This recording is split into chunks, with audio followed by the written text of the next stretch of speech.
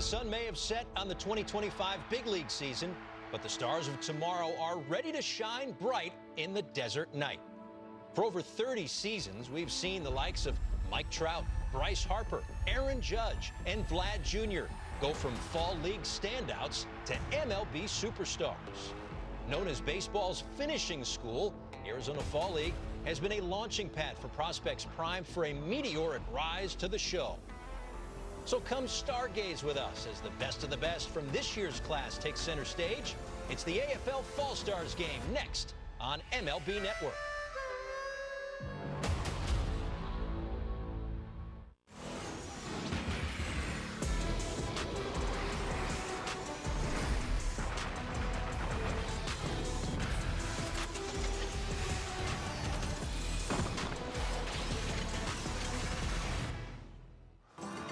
On a perfect weather night in Mesa, it's the Arizona Fall League Fall Stars game on MLB Network. Some of the top prospects across all levels of the minor leagues are on display tonight in the desert, and we are all fortunate to get a glimpse into the future here at Sloan Park, the spring home of the Chicago Cubs. We welcome you inside the broadcast booth. Paul Severino, MLB Pipeline's Jonathan Mayo, former big leaguer Stephen Brault. We were really treated to a great World Series, but if you thought that ended the baseball season, you're wrong. Always great to be out here in November. Oh, it's a perfect night, as you said, Paul, and it's a great time to see a lot of future talent. I love the Arizona Fall League and never shy away from talking about it. I'm a kid in a candy store as a prospect guy, and we're going to see them all on one field tonight in this all-star game format. So take notes, everybody at home, because a lot of these players you're going to see in opening day lineups in 2026. Yeah, really looking forward to it. Absolutely. I played in this league 10 years ago, which is a long time ago now, but it's always the same. There's some great players we know of and some great players that we discover more so here in the Fall League, and we'll see some more of that tonight. He's just about already discovered, by the way. Kevin McGonigal, he is number 2 overall. He is the top prospect in this game out of the Tigers system. Yeah, top prospect in all of the Fall League. It's not often we have a guy that highly ranked number 2 on our top 100. He entered the Fall League as having the reputation as the best pure hitter in the minor leagues, put up really good numbers. The only reason he's here is he missed a bunch of time, but still made his way from high A to double A, hit at both levels. Unbelievable approach. Not the biggest guy in the world, but he's got extra base authority. He can hit the ball over the fence. He can run. What's really been interesting is he's mostly played shortstop in the minor leagues so far. He's probably more of a second baseman, but he's played a lot of third base here because I think the Tigers are trying to open up avenues to get that bat into the big league lineup at some point next season. In the Futures game this past summer and back-to-back years as the Tigers hitter of the year. Now, the format in this game is AL against NL, so on the National League side, a couple of studs you're watching. Absolutely. There is no lack of talent on the National League side either. Really, we're going to focus here on Seaver King and Esmeralda Valdez. Seaver King, a tough year this year, but really feeling great in the Fall League. You see those numbers, 361 average in 17 games. He's the number 7 prospect in the national system. Esmeralda Valdez, he had a breakout season in 2025. He hit 26 home runs between high A and double A, including 8 home runs here in the Fall League that he did in his first 9 games that he was out here. Things have slowed down a little bit, but he's played 141 games this season, which is a ton for a young minor league player. He's been fantastic. Can't wait to see the power that we saw in the Home Run Derby last night here tonight. Yeah, really looking forward to this one. 10 of the top 100 prospects on display here in the Fall League. So glad you're with us. We're going to take a quick break. When we come back, lineups and first pitch from Mesa next. Today, the best mobile network in the U.S. is T-Mobile. You see millions of real customers tested the networks, and T-Mobile sort of opened a can of whoop-up. So text and Instant Talk and say, "You won't believe where I am." Seriously, where am I? 2, please. Make that 3. With the Capital One Saver Card, you earn unlimited 3% cash back on dining and entertainment. Are you in this one? Get your tentacles off my 3% cash back. Perfect delivery. What's in your wallet? My wife and I were crashed into by a reckless driver at like 40 miles per hour, and we both were badly injured. I didn't wait a minute. The first call I made was to attorney Dan Newland. Dan's team was like 1, 2, 3, always fighting for us. At the end of our case, Dan got me and my wife $1 million, and that's really gonna help us. Involved in a car accident? Let's get started. call me Saturday or Sunday at 407-888-8000. Thank you, Dan, for winning our case. Tropic Fan Fest is back on at Tropical Smoothie Cafe, which means free smoothies every day, all week with Bowler food purchase. Get in on the free smoothie party. Join Tropic Rewards and hurry in to get yours through Sunday. Wake up! We got pain to relieve by morning. Ice, hot, lavender! Icy hot, nighttime recovery. You're so back. We head into the 9th inning in a tie ball game. Tyrone Lorenzo. Talking switch hitter, he's got pop into all fields. If you're the Tigers, you're looking forward to seeing what this guy can do. Oh my, that ball is hitting to orbit. A bomb for Tyrone Lorenzo. That ball was crushed. Well, that was last year. What's in store this year as we welcome you back to the 2025 Fall Stars game alongside 7-year veteran Stephen Brault and MLB Pipeline's Jonathan Mayo. Paul Severino from Sloan Park here in Mesa, Arizona, the spring training home of the Chicago Cubs. A beautiful facility and the largest, really, at 15,000. Opened in 2014, largest spring training stadium by capacity across all of Major League Baseball. No surprise then that it led the Cactus League in attendance each season. Also the fact that the Cubs travel pretty well, even here to Arizona. In the meantime, the national anthem here at Sloan Park. Those who are able to please rise, kindly remove your caps and address the United States flag for the singing of our national anthem. Performing this evening, national anthem. Please welcome the Marcos Deniza Chamber Singers.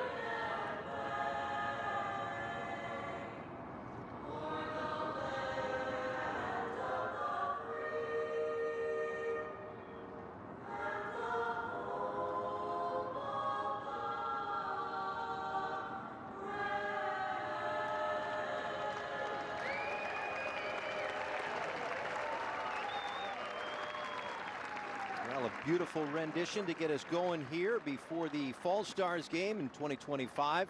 Next week, back here on MLB Network for the Fall Stars Championship game. That'll be held at Salt River Fields at Talking Sticks, spring training home of the Diamondbacks and the Colorado Rockies. And speaking of those Diamondbacks, in just a moment, the man who's throwing out the first pitch, you're familiar with him. If you're a big league fan, Tory Lavello going to be throwing out the first pitch. Well, it's fun. His son is a minor league manager following the same path that he did. So I'm sure that they have a lot of things that they can share. So it's kind of fun that he can be out here on the field with his kid for a little while. You don't have to go too far either. Luckily, Arizona Diamondbacks. You know, everybody always talks about that. Being on the Diamondbacks is kind of spoils you as a player because you get to live in the same place year round.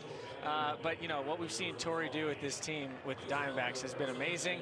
And it's going to be a lot of fun to see him thrown to his son. That's awesome. That is. And again, he's one of those guys who is just so well respected, not just as a manager, but as a man. And looking forward to talking to him later in the night. Yeah, that's going to be a lot of fun. I remember him as a minor league manager, and he really grinded it out until he got that big league opportunity. Well, I've always wondered what the difference is managing as a minor league manager and as big league manager, and how that changes when you move up. And it's got to be fun to kind of have those discussions with your son as they both move up together. This will be a cool moment as well. And let's just hope he throws a strike. Of course he did. Why wouldn't he? You know, that's the other element too. And again, over the next couple, 3 hours here, we'll talk a lot about the players and how the development of the players to get to the big leagues is something. But there's a pretty good list of managers and coaches that are in the fall league that eventually will become major league coaches and/or managers as well. Absolutely. It is a developmental place, not just for the players, for coaches and managers, for umpires. Sure. You name it, for training staffs. It really runs the gamut. It's not, the players are obviously the focus, and that's what we're showcasing here tonight. But everybody comes to the Arizona Fall League to learn and hopefully make it to that highest level in their respective avenues. Yeah, we're well over 3 decades into this Arizona Fall League, but just in some of the recent time here from last year's AFL rosters, 33 players made their debut in 2025. And Stephen, as someone who played in this league, albeit 10 years ago, there is so much to learn in a short period of time. As Jesús Azuaje, one of those managers, we'll talk to him as the night goes on as well, but so much to learn in a short period. There is, and that's something we talked with Jesús Azuaje earlier about, is how do you get these players amped up to play these games, because they are exhibition games. But I can tell you, as a player, you get out here, you know you're playing against some of the best competition in minor league baseball, and so it gets you amped up. Even though they technically don't count, they sure count for your prospect status. And just a quirk, by the way, even though he is a Royals coach and manager in the Royals farm system, he's the manager of the NL squad tonight. So just a little quirk, so bear with us. But here we look at the starting lineup for the National League squad, led by the man we just saw. Nick Morabito leads it off, then Seaver King, Parks Harbor over at first base tonight as Merlin Valdez, and then it's Ayers, Alvarez, Suero, Caba, and Adam Shefsky. As Renee Rivera, the manager on the other side, representing the Tigers farm system. As the night goes along, we mentioned we'll talk to Tory Lavello coming up in just a couple of innings, both managers as well, and representatives from the Arizona Fall League itself. So we'll have a lot of turnover as this game goes, kind of maybe 4th, 5th inning, some wholesale changes, get as many folks in there as possible, some interviews as well. So bear with us. There's going to be a lot of moving parts tonight. I never envy the man sitting in your chair, because it's a lot of traffic copying, and we're just here along for the ride. But yeah, this is the ability to showcase their talent on the field at one time, like any all-star game is. And it's always a lot of fun. There's been some unbelievable performances over the years in this Fall Stars game from guys that we see doing it at the big league level, in all-star games, in World Series, you name it. That was actually a live shot of what my brain will look like in the middle innings tonight when there's 37 new players in and out of the game. That kid's going to play in the Arizona Fall League in, say, 2040. We have that video, though, for him. You know, one thing I thought about the other day is, you know, this is the all-star team of all-star teams, because really that's what the Fall League is, for the most part, are guys that are coming out to get another look that their organization a lot of times wants to see how they perform against some of the better players in the minor leagues. And so we get the best of the best of the best here at the Fall Stars game, and I love watching it. Now just a few moments away here from first pitch. So again, the way that they're breaking up the league, by league, I should say, for these rosters is one thing, but then in regular season AFL play, the Glendale Desert Dogs, Mesa Solar Sox, Peoria Javelinas, Salt River Rafters, Scottsdale Scorpions, and Surprise Saguaro. So 5 major league teams represented on each club. And that rotates every year. The one constant is if you play at that location for spring training, you will always be on that Arizona Fall League team. So the Dodgers and White Sox are always on Glendale, and so on and so forth. The Cubs are always here in Mesa. The A's actually are too, even though they play at a different ballpark in Mesa. So that stays static, and the other teams move around it from year to year. The parade of pitching, as it were, in this All-Star game begins with Luis De León. He will get the start for the AL, as you can see, representing the Baltimore Orioles system. Their number 21 prospect, an international free agent signed in 2021, and a look at his scouting report here tonight. Yeah, Go ahead, Steve. He's the kind of guy that you're hoping will end up being maybe a front side guy of the rotation, and he was cheap. He came only $30,000 signed out of the Dominican Republic, and that's the kind of guy that the fall league, I think, can do a lot for. What we are going to see tonight, he will use that good fastball. He's also got some pretty solid off-speed stuff, and he's been showing it here in the fall league. 22 strikeouts in only 16 innings, John. Yeah, he's been one of the more impressive arms overall. Still needs to work on his command. We're probably going to talk about that a lot when we do talk about the arms, but he has been one of the more effective guys who look like they have a potential starting pitcher profile this fall. Nick Morabito to lead things off, 22 years old, out of the Mets system. They make it nice and easy for everybody, wearing the uniforms of the big league clubs. And we are underway. First pitch swinging is fouled back. There's a look at that arm at 96 miles an hour from the left side. A second-round pick in 2022 out of Gonzaga for Morabito. And he waits on an 0-1 from De León here in the top of the first inning in Mesa. Another one tapped foul quickly.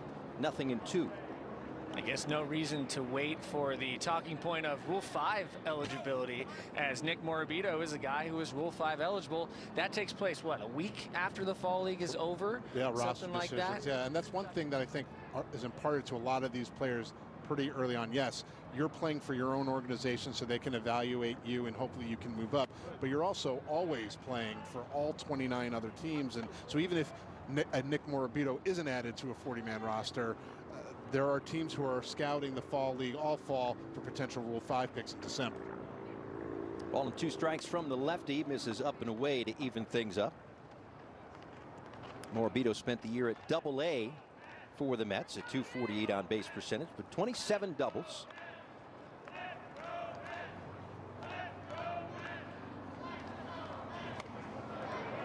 Tipped and held onto by Blake Mitchell, the catcher, tonight, and there is one away. Good pitch right there following that off-speed pitch. Get that fastball up. 97 miles an hour is nasty. There's the defense behind De León for Mello, Montgomery, and Bradfield Jr. left to right in the outfield. Anderson, we talked about McGonigal in the open. Antonacci and White third to first with Mitchell behind the plate. Not a lot of balls are going to fall in that outfield. No. They can go and get it. It's one of the things I've noticed about the fall league this year, the speed. Speed just seems like it becomes more and more of a piece of a lot of these minor leaguers' repertoires, and it makes sense with the rule changes of base stealing. It seems like everybody has 30 stolen bases, 40 stolen bases, and we've seen a lot of that in the fall league as well. Did I see a 79 somewhere in my note-taking today? Somebody had 79 stolen bases. Yep. Yeah, not a lot of balls going to fall in the outfield unless the catch is made and then it falls out of the glove. Totally different story. They say it's on the transfer, it's a catch, saving us of utter embarrassment there, but 2 outs on the line drive. I don't know how much right field Enrique Bradfield Jr. has played. Seaver King has had a very nice fall to hit the reset button after a tough first full year, and that ball sort of tailing away from Bradfield. He's used to seeing it head on in center. Clearly a catch, so a couple of outs, and that'll bring up Parks Harbor. 24 years old, out of the Giants system, a swing and a miss. They got him from the Yankees in the Duvall trade. He's really interesting to me. He's had a good fall. There is some swing and miss, but this was a guy who put up huge numbers at the University of Georgia and then transferred and put up huge numbers again in North Carolina. So we're talking big programs, big conferences, undrafted both years, and then was hurt a lot of this year. I think he has a chance to hit. I mean, he's really swung the bat well here this fall. 0-2, and he swings over the top of the breaking ball. So De León, a couple of strikeouts in a 1-2-3 first inning. Underway in Mesa. We'll be right back. The DQ Sauced and Tossed Chicken Strip Basket comes in your choice of honey barbecue or new sweet chili, layered with flavor from the top, bottom, and everywhere in between. That's the Sauced and Tossed Chicken Strip Basket. Get it delivered today, only at DQ. Dad drills. Let's go. Have you officially named a guardian? My parents? Doesn't count. Guardianship must be legal before it's official. Luckily, Trust and Will makes it incredibly easy. Visit trustandwill.com today and make it count. Trust and Will. Back pain. When you've got it, you know it. Introducing the X-Back from CopperFit, our groundbreaking technology designed for compression support of your lower back and core like you've never experienced before. Engineered with our most innovative, patent-pending, Advanced X compression system, evenly distributes the support across a broader surface area of your back for relief of lower back aches and pains. A super lightweight mesh fabric, ventilated to increase airflow and release excess heat. An orthopedic-designed alloy support panel, and 4 built-in flexible stabilizers to help improve alignment and promote better posture. The all-new X-Back from CopperFit, the most customizable support for relief of lower back pain you will ever wear. Guaranteed or your money back. Get yours now at getxback.com or call 1-800-509-4919. Order right now and your shipping is free. CopperFit. Feel the difference. This here town ain't big enough for the both of us. Why choose between advertising that builds your brand or advertising that drives immediate sales? Marketing Architects All-Inclusive TV. Remarkable work and remarkable results. Both is better. Marketing Architects. Back here in Mesa, home half of the first inning. And let's take a look at the American League squad's starting lineup. Kevin McGonigal will lead things off. Braden Montgomery behind him. Anderson, Farmello, and Mitchell, 3-4-5. White, Antonacci, Rodriguez, and Bradfield Jr. to round it out. Marlins righty Karson Milbrandt, the starting pitcher. First pitch is popped up left side of the infield. Drifting back is Nacho Alvarez. And he'll make the catch in foul territory. And there is one quick out. So as Alvarez fields that one in foul territory, you can't be more efficient than that if you're Karson Milbrandt. But the number 18 prospect in the Marlins system, a third rounder back in 2022. And if they can develop anything, it is pitchers for sure. Now, and he's really interesting because he's got really good stuff. It's high spin fastball, and he couples it with a low 80s curve. It's not a fastball slider profile. Third pitch has been hit or miss with the changeup, and his command hasn't been great. So I think a lot of people think he ends up in the bullpen, but stuff-wise, he is one of the more interesting guys here. You can see he's missed a lot of bats during his time here this fall. Facing Braden Montgomery, who shoots that one foul. Braden Montgomery has been one of the guys that I've enjoyed watching the most in the fall league this year. Switch hitter from both sides, looks very comfortable. He's really strong. Watching him take batting practice today up close, he's a lot bigger than he looks on TV in the uniform. He's got speed. He's got ability on the defensive side. Definitely a guy, number 2 prospect in the White Sox organization that the White Sox are hoping is going to be up there soon. Yeah, number 35 overall across all of minor league baseball. Came over in the Garrett Crochet deal, the Boston Red Sox. 3 levels in the minor leagues earlier this summer, finishing things up here in the fall league. A ball and 2 strikes from Milbrandt, missing down and in. Milbrandt just looks like he'd be tough to get a good look on, to be honest with you. The delivery's kind of funky. A little funky, some deception there. And I think that's part of the reason why, another reason why maybe the bullpen makes more sense. It's not the most repeatable. We mentioned the high spin fastball. He's touched 99 here in this outing. You know, the curve is really the main go-to for the breaking ball. It looked like he's mixing in something that's a little cut to it. Yeah, a little gyro slider or something that he threw earlier in this at bat. Yeah, I saw that he's working that in too. So there's a lot of different elements as he misses inside to issue the free pass in the fall league, especially as a pitcher. Could be guys who are trying to maybe finish off some innings work that they're trying to get to, or maybe develop another pitch to help them ascend. There's so much stuff that can be worked on here in the fall league. Yeah, there is, and it's not necessarily like you have a bunch of time. You don't get many innings in the fall league, but what you do get is you get constant high-level competition from the hitting side, no question. And so as a pitcher, you have to be able to figure out ways to get around some of that. And this is one of those guys, for example, you have to pitch around 465 here in the fall league for Max Anderson. And Jonathan, I know you've loved his swing, especially here in the fall league. The swing, the approach, you know, he's walked twice as much as he's struck out. There's decent power. You know, there's all this talk about how the Tigers need a right-handed bat in Detroit. They may want to just look what they have at home, because there's some question where he plays defensively. We're getting We're getting our first challenge here. Get ready for this, baseball fans. Yeah. So we have a couple of things that can be challenged in the Arizona Fall League. The strike zone is one. Got check swings as well. So a few different elements that are another facet of the Arizona Fall League that we've seen over the course of a number of years here is the testing out of other rules and regulations that we have seen implemented at the big league level, whether it be pitch clock, pace of play, whatnot. Yeah, I remember doing games with you when they were testing out the pitch clock here in Arizona years ago. Now it's such a staple of what we see at the big league level, and we're going to see this challenge system in Major League Baseball as we look at Max Anderson's swing and miss right there. Pretty good breaking ball from Milbrandt. Yeah, that was a good pitch. That brings up Johnny Farmello. Left fielder tonight takes a ball. This guy is just a super duper athletic player who's still kind of getting his feet under him. He's had a bunch of injuries right out of the gate.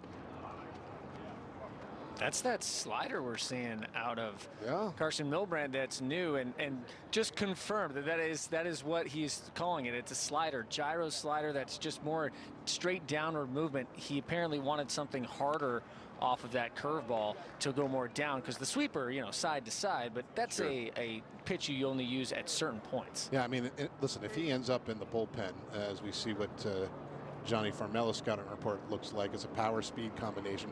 He's shown glimpses this fall. He's missed so much development time as a high school draftee that I think next year we're going to see the real Johnny Farmello, but he can do it all. But Milbrandt, if he's a reliever, I mean, he may just want to go fastball slider and that's it. Lifted out toward left field, but playable for Adam Shefsky, and puts it away. So a strikeout in the inning and works around the walk. We head to the second in Mesa. What if I told you that one of the best things you can do to improve the look and performance of your car can be done for under $20 and in less than 30 minutes? Fix your cloudy and weathered headlights with Cerakote's #1 best-selling ceramic headlight restoration kit in just 3 easy steps and without power tools. Just wipe, sand, and apply. It's that easy. Cerakote restores and protects, and for as long as you own your vehicle, it's guaranteed. You can trust Cerakote with over 60,000 5-star reviews. Don't wait until it's too late. Buy today for under $20. What do you get the family that loves pizza? You get them Paisano, the authentic pizza oven by Granite Stone. It's the perfect gift for guys who like to make large, delicious pies right at home. You simply set it and let it make golden, crispy, extra cheesy stone-baked pies in under 6 minutes. Paisano quickly heats up to 800 degrees to crisp the crust and melt the cheese. You can't do that in a regular oven. No charcoal, no wood, no gas, just pizza real fast. Paisano is electric, plug-in, and portable. Give the gift of the complete Paisano pizza oven system for just $119.99. But to put a bow on this deal, we'll give you an instant $20 discount. You get it all for just $99.99. Plus, we'll ship your entire order free. Go online to buypaisano.com to get yours. Plus, Paisano is also available at Walmart and Amazon. The stat lines are final. The record books rewritten. A catcher has hit 60 home runs! And soon, a select few will stand above the rest. Awards Week on MLB Network, Monday at 7 Eastern. All right, some things just to get you up to speed on the Arizona Fall League. As we mentioned, 6 teams made up of the 5 major league organizations that can change from year to year. 30 regular season games. 2 best records get a first-round bye, and we're seeing a different playoff format this time around where everybody gets to the playoffs, all 6 teams.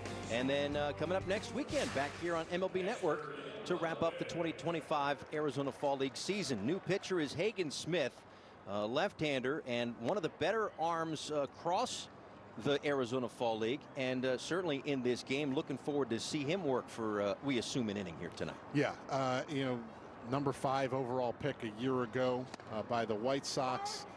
You know, had a little, I don't want to say uneven, because he struck out 108 and 75 in 2/3 innings, but he missed some time.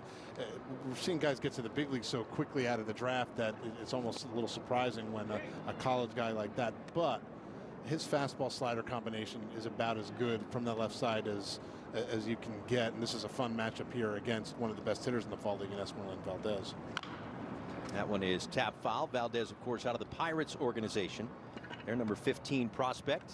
And one of those guys, talking to him before the game, again, Arizona Fall League, they're playing another 30 on top of whatever they played at various levels of the minor leagues. Some guys are up to 140 games this time of year. Yeah, and it's really impressive what he's been able to not only show at the beginning of this fall league, but in general, just the consistency throughout the season. Of course, there's going to be ups and downs no matter what, but man, he has been a power threat all the way through the season. It's continued here. Leads the league in home runs, leads the league in RBIs. He has an .870 slugging percentage. Most people would be happy as an OPS with .870, but as Merlin Valdez, you know, he has made a name for himself. Everybody in the Pirates organization, they're talking about Connor Griffin, which of course he's a #1 prospect.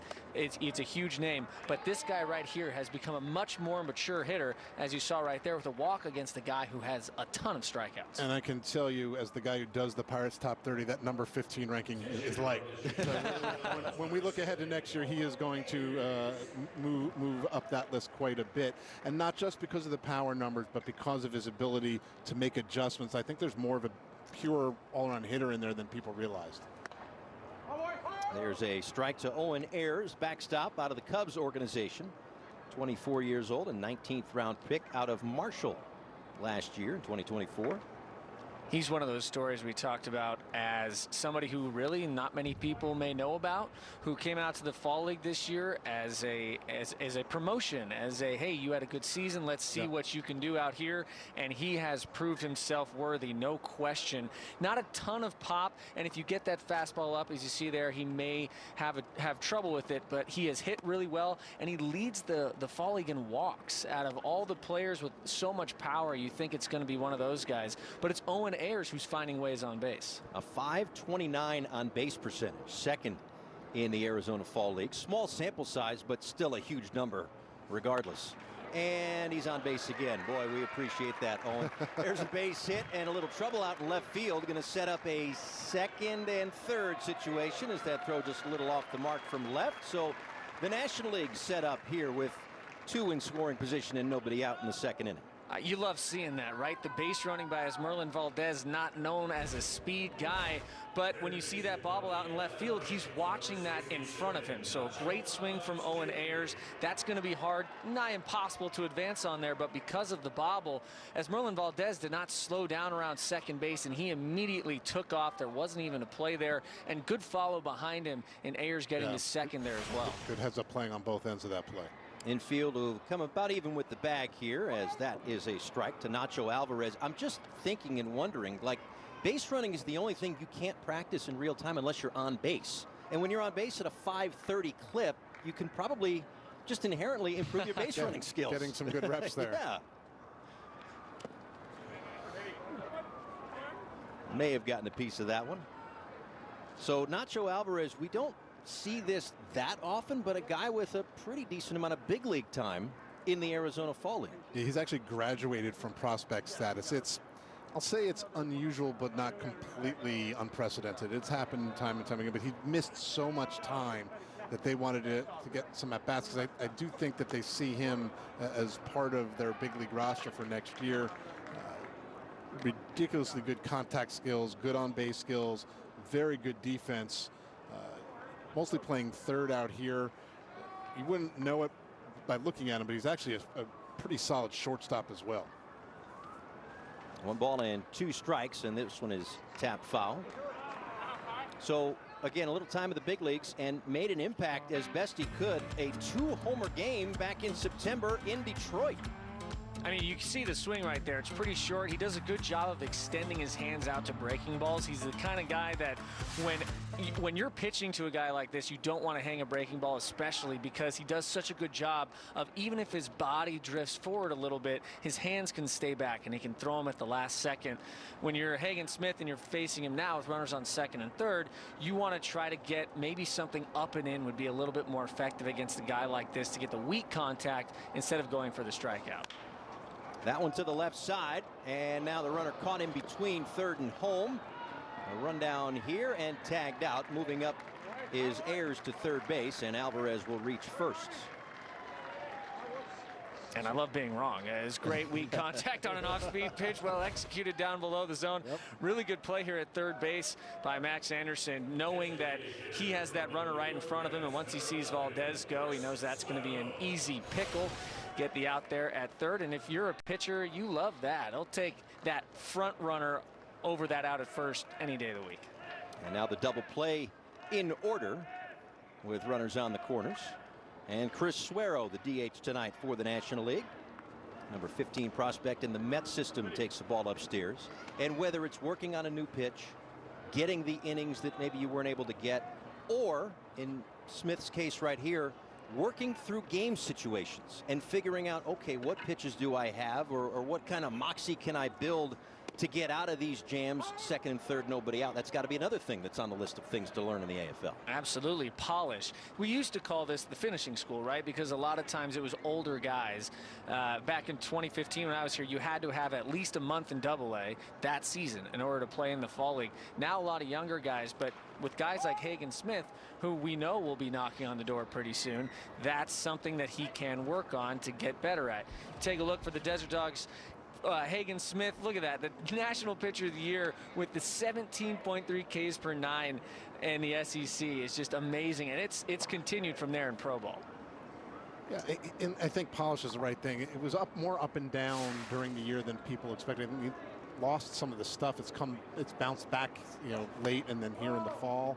So that's been good to see, and it's a question of him harnessing it and also learning how to pitch without your best stuff. True. Right? You're going to pitch every fifth day. You're not going to go out and have all of your weapons, at the ready. So that's another thing for young pitchers like Hagen Smith to learn. Well, a cut and a miss there for the strikeout, and there are two away. I will say this too. It's from Alan Mills, the first pitching coach I had in professional baseball. He told me that you're going to have 5 games where you're going to have your best stuff and you'll be the best in the world. You'll have 5 games where you're terrible and you're going to give up a bunch of runs. It's what you do with those 20 starts in the middle. Yeah. How good can you make those 20 when you have your average stuff? That's what separates the great pitchers. And Hagen Smith obviously has the stuff to do it. Now it's about finding that consistency. Yep. Starlin Caba, a swing and a miss. Now, I am going to call you both liars because you watch a lot of Pirates games. I don't think Paul Skeens had 2 bad games all year. So he does. They're just Paul Skeens bad games. By the way, he didn't even say bad games. You said have your best stuff. My mistake. Now, his mediocre stuff is better than the rest of the planet's best stuff. That is true. Starlin Caba is really interesting. He is an unbelievable defender at shortstop. But he's got to work on that part of his game, and it's been better this fall, but he needs work in that regard. What a job by Smith. Nothing across. The 3 for Me, only at Chili's, is now available with the all-new Big QP, fries, bottomless chips and salsa, and a bottomless drink, all for just $10.99. So if you're McDone with tiny, overpriced burgers, just come to Chili's. This Chili's 3 for Me is the best $10.99 you can eat. Those 26 miles in the rain? Yeah. FrameBridge can frame that with custom framing made easy. First in my class. Let FrameBridge frame that, either in-store or online. This is Italy, Japan, 2013. Why not frame them? They'll frame any memento, large or small. Whether it's a pic or a Picasso, FrameBridge will frame it with the highest quality materials. Millions of custom frames and counting. Get started today at framebridge.com. My name is Gail, and we are in my showroom for Florist Fire Design House. Getting Spectrum set up for my business was extremely smooth. They had it set up within an hour, and I was online and ready to go and run my business. Spectrum helps me stay online. I have to be able to be online at 5 a.m. when the market's open. Without Spectrum, it wouldn't be possible. Get your business free fiber-powered internet forever. Call to find out how. I was on my way to work at 5:30 in the morning, and bang, I got rear-ended. I knew I was going to need an attorney, and I wanted one with a winning reputation. That's why I called attorney Dan Newland. Dan and his team was by my side the whole time, and at the end of my case, I was awarded $2.5 million. Involved in a car accident? Call me Saturday or Sunday at 407-888-8000. Dan, thank you for winning my case. that money's really going to help me with my recovery. Well, welcome back. Prior to the start of the game, Tory Lavello threw out the ceremonial first pitch, the Diamondbacks manager, to his son Nick, who's coaching on the National League side tonight. Also a member of the Mesa Solar Sox coaching staff. So that's certainly a special moment right there. He threw a strike, which was wonderful, and then the photos and everything else. And Tory, kind enough to join us right now. Tory, Paul Severino, Jonathan Mayo, Stephen Brault, we appreciate the time. How you doing today? I'm doing well, guys. How are you? Good, very good. I will say this. This is the first time that you and I have interacted, but nothing but respect. You might be one of, if not the most respected guys across Major League Baseball. And it really goes to show the type of person that you are, and the fact that you've been able to implement that to so many folks across the sport. What does that mean to you? Well, first of all, I appreciate that. You know, those are things that I'm unaware of. I just go out every single day with a very genuine mindset to be authentic, to go out there, do my job the best way that I can, spread the good word of just being a good teacher and being a good person. At the end of the day, if that impacts people, that's my ultimate goal. I want to make people better around me. I want to make everybody understand what their daily objectives are, and that's to go out and make baseball players better every single day. Tory, it's Jonathan. First of all, you couldn't make it 60 feet 6 inches on that first pitch. I heard you guys in the commercial. Yeah. I heard somebody say they're going to give me some SHIT for not going all the way back. That was me. I love it. That was me. I'm just kidding you. Yeah, no. Listen, I saw the dirt, and I know how that's kind of sacred ground, so I got as close as I could, and I said, I better park it right here. It was BP length. I thought that was pretty solid. But I want to ask you, your son is kind of going down the same path that you and I first interacted when you were kind of grinding it out in the minors. And it's not like it happened overnight that you got to the big league. So what have you been able to impart to him and share with him about going through that process that can be very long and probably frustrating at times? Well, at the time, you don't know why it's happening, but I wouldn't trade the 11 years of player development that I had with the Cleveland Indians Guardians today. I learned the game. I was able to make mistakes and not have to see it on MLB Network or read about it in the paper the next day, and just learn the game and understand the game and develop those relationships that were so important. And I took my time, and when it was happening, you don't understand why. You want to get to the big leagues as a coach. You want to make an impact on that level. But when I finally did get the opportunity to get to the big leagues, I understood why it happened, because there's basically nothing that I've that I haven't seen yet or haven't seen before. So it's always in the same family of issues or successes or hardships, and I would have never done that if I didn't have 11 years of player development. So I tell my son, you have to do the same thing. You're cutting your teeth, you're learning the game, and when you finally get that opportunity to go to the big leagues, which I'm sure he will, he's an exceptional baseball mind, you're going to be ready for that opportunity. Hey, Tory, Stephen Brault here. First of all, I just want to say that first pitch, I love seeing how big your smile was after you threw that pitch, that you clearly love the game that much. I think that speaks to a lot of people around the game. My question is very simple. You were a manager in the minors for a while, in the big leagues now, as we've talked about. What is the difference in the message to players that you give in the minor leagues compared to the message that you're giving in the major leagues? Is it different, or is it largely the same? Well, it's basically the same thing. I'm here to serve the players. I'm here to help the players, develop them, have relationships with the coaches, push the coaches to make sure they're having relationships with the players, and beyond that, to get the message across that you got to get better every single day. That's the mindset at the big league level, and it's the same thing. It's the same exact thing when you're in the minor leagues. You are there 24/7 with the kids. I mean, you basically live in the same town. You get on the same bus, and you're in the same space. So the timing is a little bit easier to interact in the minor leagues, but it's still the same messaging. I want to go out there and be there and accessible to the players. Yes, I think you can categorize that as a player's manager, but at the end of the day, they have to know that I have their back. And if I have their back and we develop, trust and care, they're going to go out there free of mind and have the ability to perform and get better. Well, speaking of messaging, I will steal messaging from you.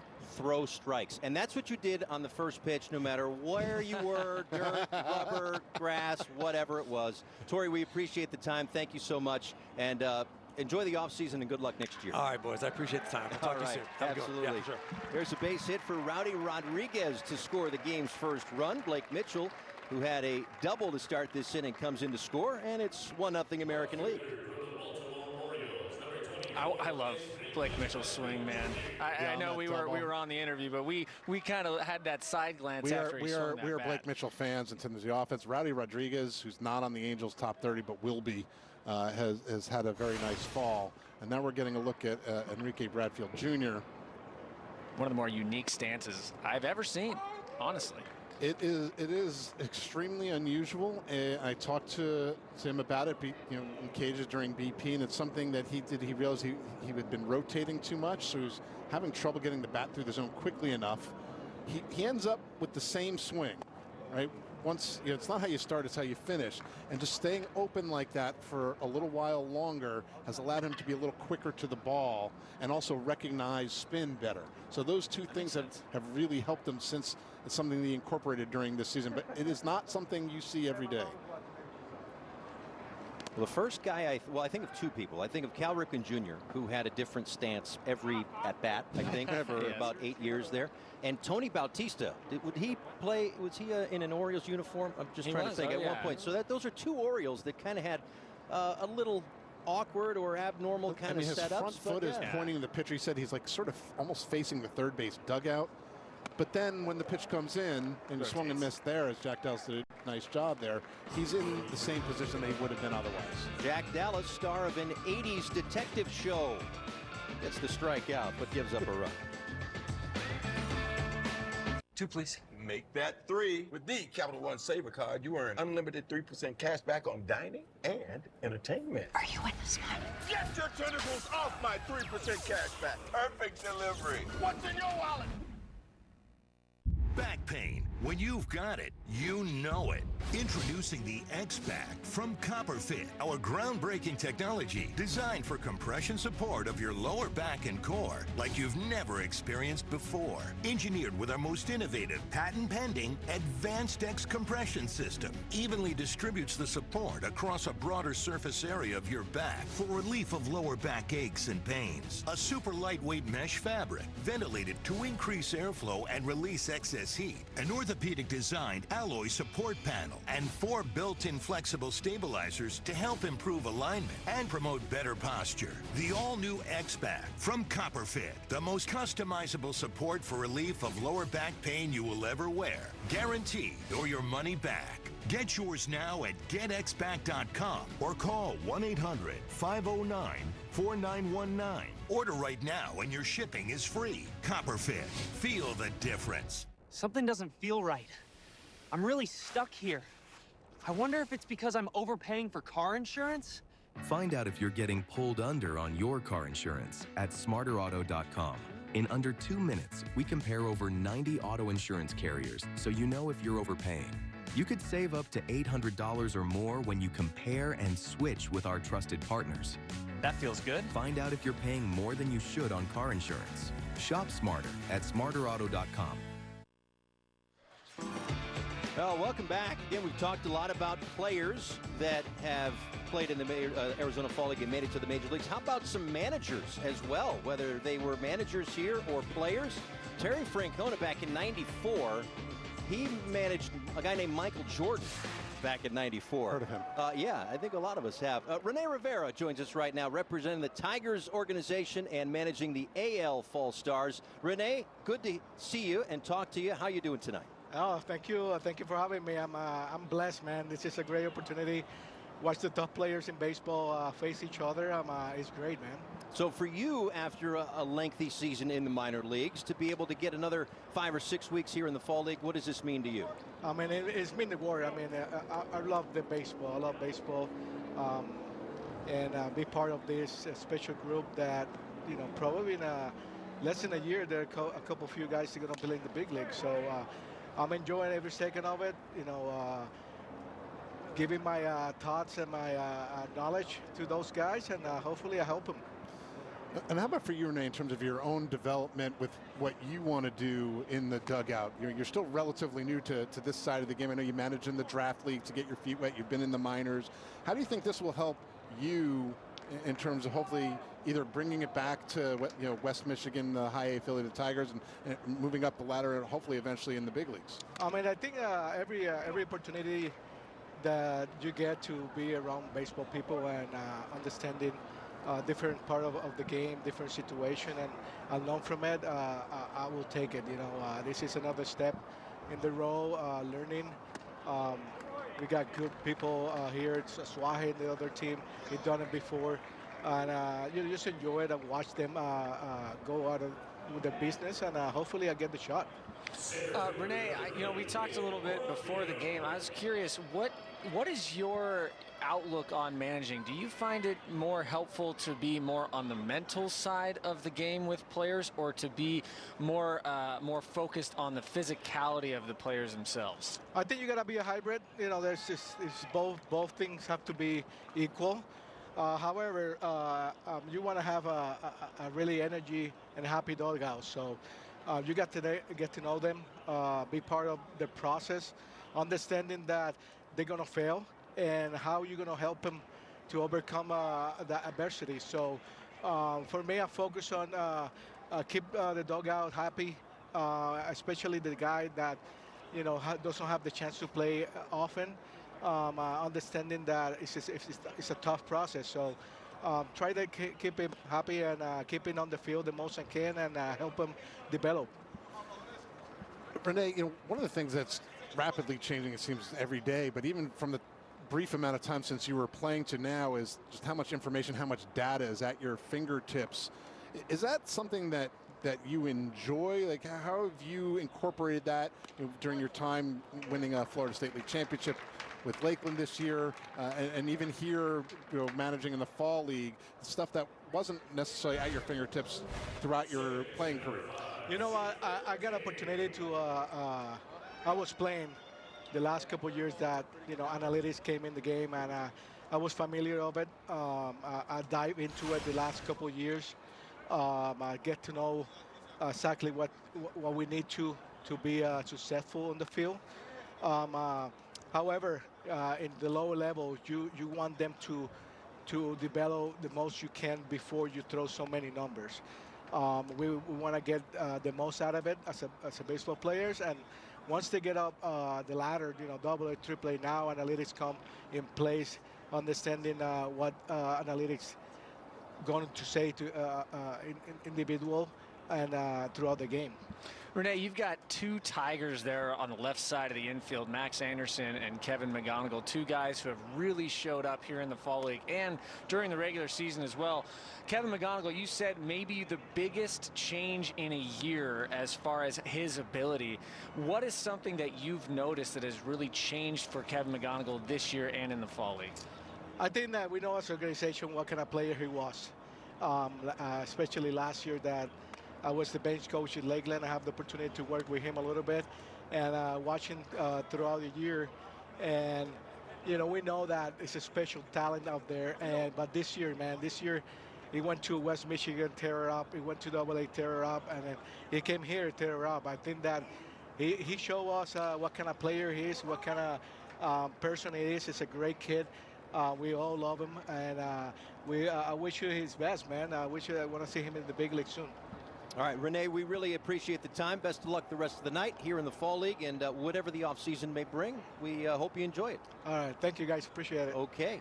2 balls and 2 strikes to Seaver King off of Brito, rolls to McGonigal, and a little peek at that defense as well. Wow. On the redirect, McGonigal makes the play.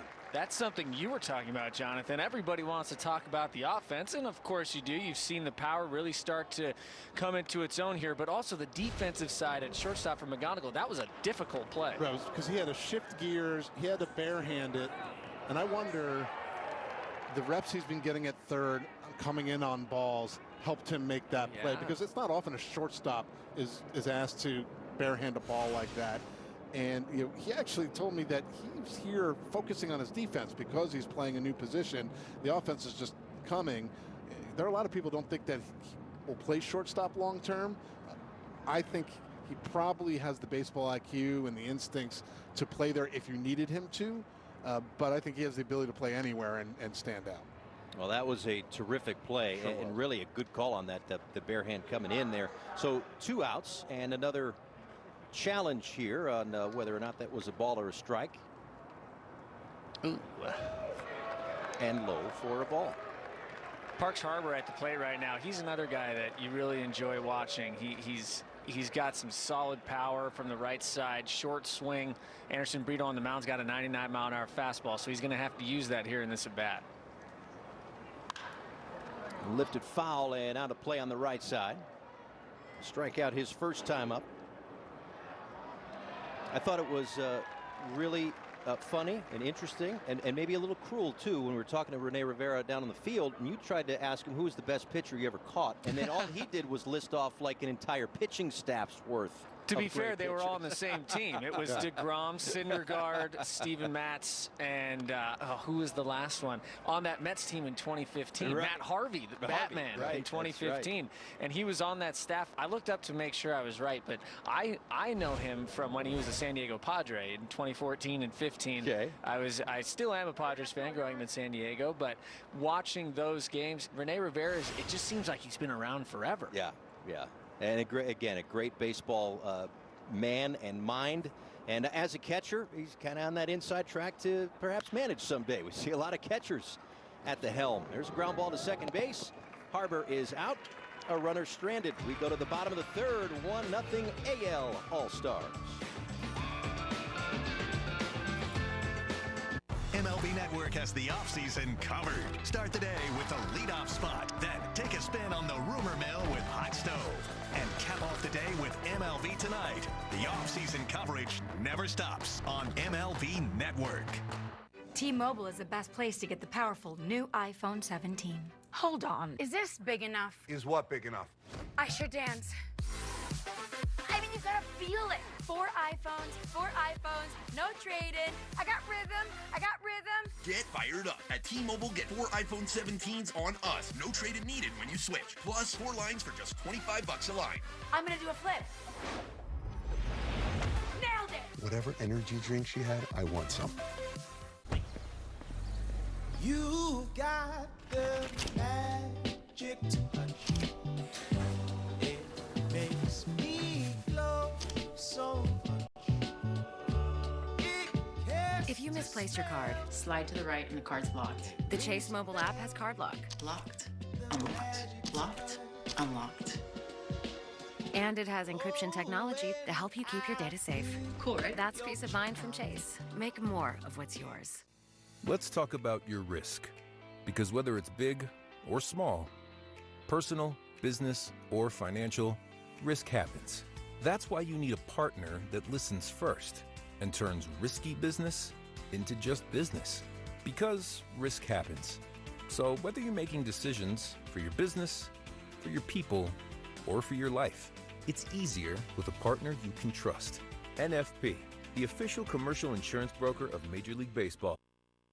And we welcome you back to the 2025 Fall Stars game alongside 7-year veteran Stephen Brault and MLB Pipeline's Jonathan Mayo. Paul Severino with you from Sloan Park in Mesa, Arizona, spring training home of the Chicago Cubs. Great night for baseball here in Mesa. And a great time to chat with the manager. You don't be thrown off by the uniforms, just a little quirk, but the manager of the National League squad out of the Royals organization, Jesús Azuaje. Thanks for taking the time, Jesus. How are you? Thank you guys for having me.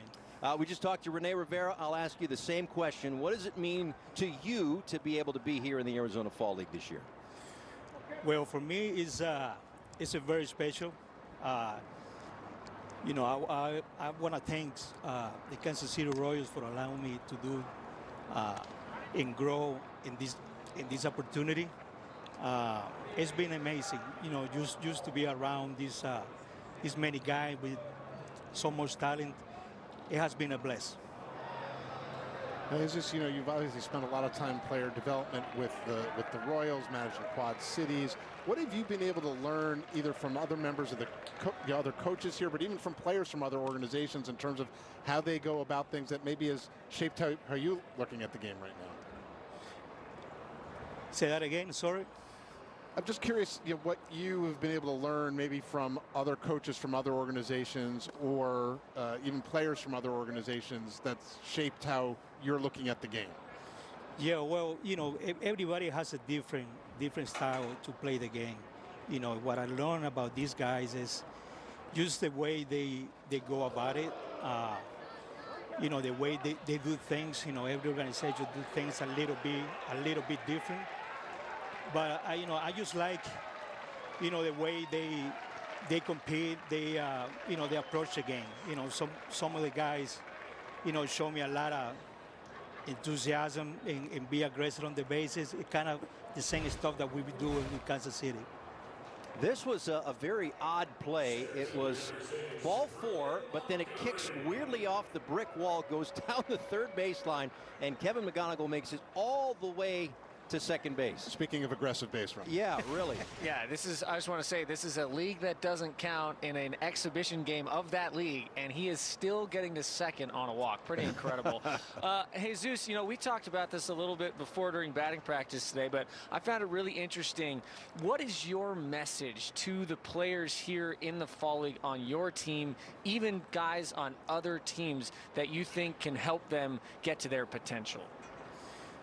Well, my message from day one, when we got to Surprise, is, you know, we have a lot of guys from different organizations, but we are one team now. So we just got to play together, play with the heart, respect the game. That was my few words that I say to those guys. And also, I told them that every day there's going to be a challenge. You know, every day you're facing a pretty good pitching. So we gotta, you know, we gotta come here to the plate ready to play the game and compete every single night. Well, on that fly ball out toward right center field, McGonigal moves to third. We talked with Renee Rivera about this last inning. I'm just curious, Jesus, in terms of all the data and the analytics and the information that are thrown at players at all the times, how do you help navigate through that, and how do you use it? How do you think it's changed or helped the game? Well, definitely the data is very important. We use the data, but we gotta, you know, be careful the way we use it. You know, we don't want to confuse the player. We want to give the players everything that we have to so they can go out there and succeed. So that's our thing. We make sure we prepare those guys, but also what they also want. You know, it's a lot of information there. We just got to learn each player, see what they like, and you know, it's always going to be there for them. Well, Jesus, we really do appreciate the time, and best of luck the rest of the way here and whatever the offseason may bring. This chopper to second base. McGonigal gonna come in to score a run. Jesus, thank you so much. Thank you, guys. Thanks for having me. So a 2-0 AL lead on the bouncer to the right side. And that was a run really created wholeheartedly by McGonigal. Right. He makes it to second on the walk wild pitch, tags up, goes to third, and then gets brought home by his teammate. Tigers fans should get used to that. Yeah. With the infield in, might I add. Yes. Absolutely. you love the aggressiveness. You love that it doesn't matter what game it is. This is an at-bat that he's taking, or a plate appearance he's taking, and he's never going to take that off. And I think that's what we heard from Renee Rivera. It's one of the reasons everybody loves his makeup just as much as they love the talent that he has. Yeah, we don't put a grade on that, but he's got that little chip on his shoulder. He's a Philly area kid. Grew up. He loved Chase Utley. There's some Chase Utley in there where he will do anything to help win a game, and we just saw it right now on the base paths. Well, he's affected this game on both sides of the ball, which has been great to see. As Johnny Farmello will bat here.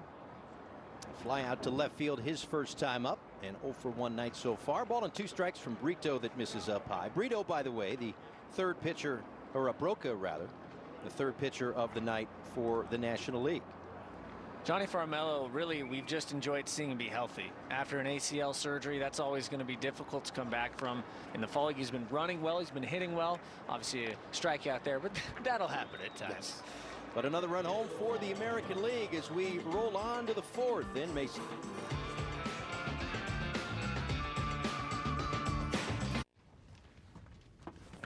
The Geico Gecko? I'm like speechless. Oh, I love how I save $900 when I switch my car insurance to Geico. Yeah, you really do get more with Geico. Shh. Oh, Geico just makes things fast and easy. And their customer service reps always know just what I need. Did you just, Shh. Is she allowed to do that? She's mad with power. Get more than just savings. Get more with Geico. What do you get the family that loves pizza? You get them Paisano, the authentic pizza oven by Granite Stone. It's the perfect gift for guys who like to make large, delicious pies right at home. You simply set it and let it make golden, crispy, extra cheesy stone-baked pies in under 6 minutes. Paisano quickly heats up to 800 degrees to crisp the crust and melt the cheese. You can't do that in a regular oven. No charcoal, no wood, no gas, just pizza real fast. Paisano is electric, plug-in, and portable. Give the gift of the complete Paisano pizza oven system for just $119.99. But to put a bow on this deal, we'll give you an instant $20 discount. You get it all for just $99.99. Plus, we'll ship your entire order free. Go online to buypaisano.com to get yours. Plus, Paisano is also available at Walmart and Amazon. The 3 for Me, only at Chili's, now serves up the all-new Big QP for just $10.99. And that's 85% more beef than some quarter-pound burger. Yeah, hey, fast food, this is how you value meal. This Chili's 3 for Me is the best $10.99 you can eat. Welcome back. A chest full of treasure for sure for the Buccos. Connor Griffin at the top of the list when it comes to prospects across minor league baseball, but a really lengthy list of talent regardless, Jonathan. No, absolutely. And Connor Griffin does it all on the field, and they haven't been as good at developing hitters. I think obviously everyone knows about Paul Skeens. You see some of the arms on there, but the bats are starting to come, including this young man, Esmeralda Valdez, who we've talked quite a bit about. But I think he has really put his name on the map, and he's going to creep close to those top 5 when they go to re-rank. You know, it was really fun talking to him today because the question's always, all right, so you made a huge jump in performance. What did you change? What is different? And he told me that he changed nothing physically. It was all his mentality. He now goes up to the plate every at bat thinking, I'm the best player, I'm better than this pitcher, and I'm going to get a hit. And honestly, it makes all the difference in the world. It completely turned around his performance this year. Not that he had a bad year in 24. He led the Florida State League in home runs, but still, this year was a huge breakout season for him. I think where the mental approach then figures into what the numbers look like is he goes up there with the confidence, I can hit these guys. So then you see the chase rate goes down. He's not swinging and missing at everything. His walk rate went up because he knows he can wait for his pitch. All those things figure into the better overall numbers that he had. Bounces that one to second base. Might have got the glove of Kate Smith, so I'm going to score that one 1-4-3. But another Pirate prospect, Tony Blanco Jr., won the home run derby last night and put on a show. It was absurd. It was absolutely ridiculous. He is a mountain of man. He's very much 6'7", as you can see him there, probably about 265, 270. That ball went onto the roof of Sloan Park, and as impressive as that was, and Esmeralda Valdez was the runner-up, and didn't quite match him, but was right there with him. Or some of the home runs that he hit deep to left field, as we see there, but there were balls that he just kind of threw his hands at the ball like he was practicing going the other way. Oh, and it landed halfway up at the burn in center field. Right. It was nuts. There's McGonigal in shallow left center field. He makes the catch, and there are 2 quick outs. Kate Smith is the new pitcher here. He retired Valdez and then Owen Ayers. So 2 away for Smith. A look at his numbers in the Arizona Fall League. Sporting those Yankee pinstripes with a couple of quick outs here in the 4th inning. 4th different pitcher for the AL tonight. Anytime you see 2 in the walk column here in the Fall League, but anywhere, I think is a really good sign. He struck out 12 and he's only given up 7 hits and 2 walks. That's a good ratio. And he's mostly a spin guy. That's what's going to get him his swing and miss. Yeah, slider and curveball. Drifting into foul ground. Which Tiger prospect wants it? It will be the third baseman Max Anderson to put that one away. A 1-2-3 inning for Kate Smith. The The 3 for Me, only at Chili's, is now available with the all-new Big QP, fries, bottomless chips and salsa, and a bottomless drink, all for just $10.99. So if you're McDone with tiny, overpriced burgers, just come to Chili's. This Chili's 3 for Me is the best $10.99 you can eat. Hey, should I convert my IRA to a Roth? You're asking the wrong guy. You should ask around online. That's what I do. You know, financial advice should come from a vetted fiduciary financial advisor who understands your personal financial needs. Makes sense. Take the free advisor match quiz on smartasset.com to find one who can answer your questions and help you achieve your retirement goals. Oh, push it. That's one intelligent donkey. You mean a smart ass? Get started now at smartasset.com.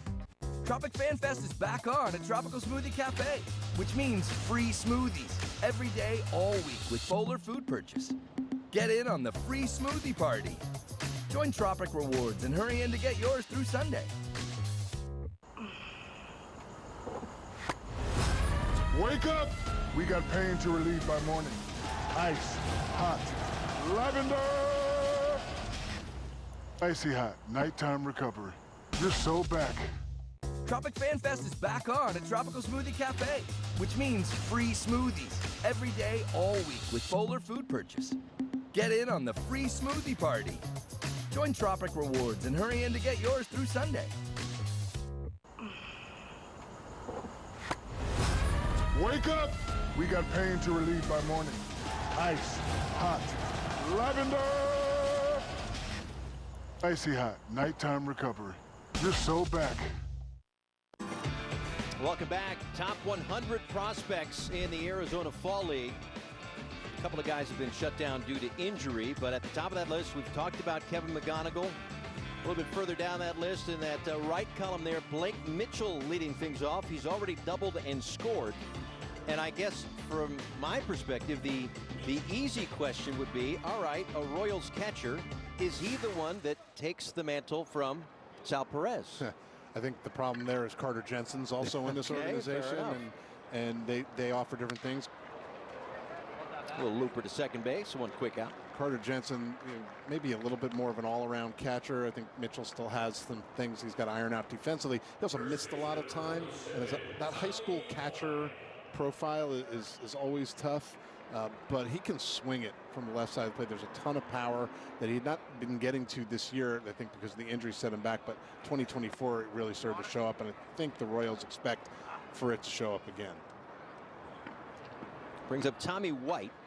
Struck out his first time up, facing Cade Denton out of the Rockies organization. 95 misses up and in. 2 balls and no strikes.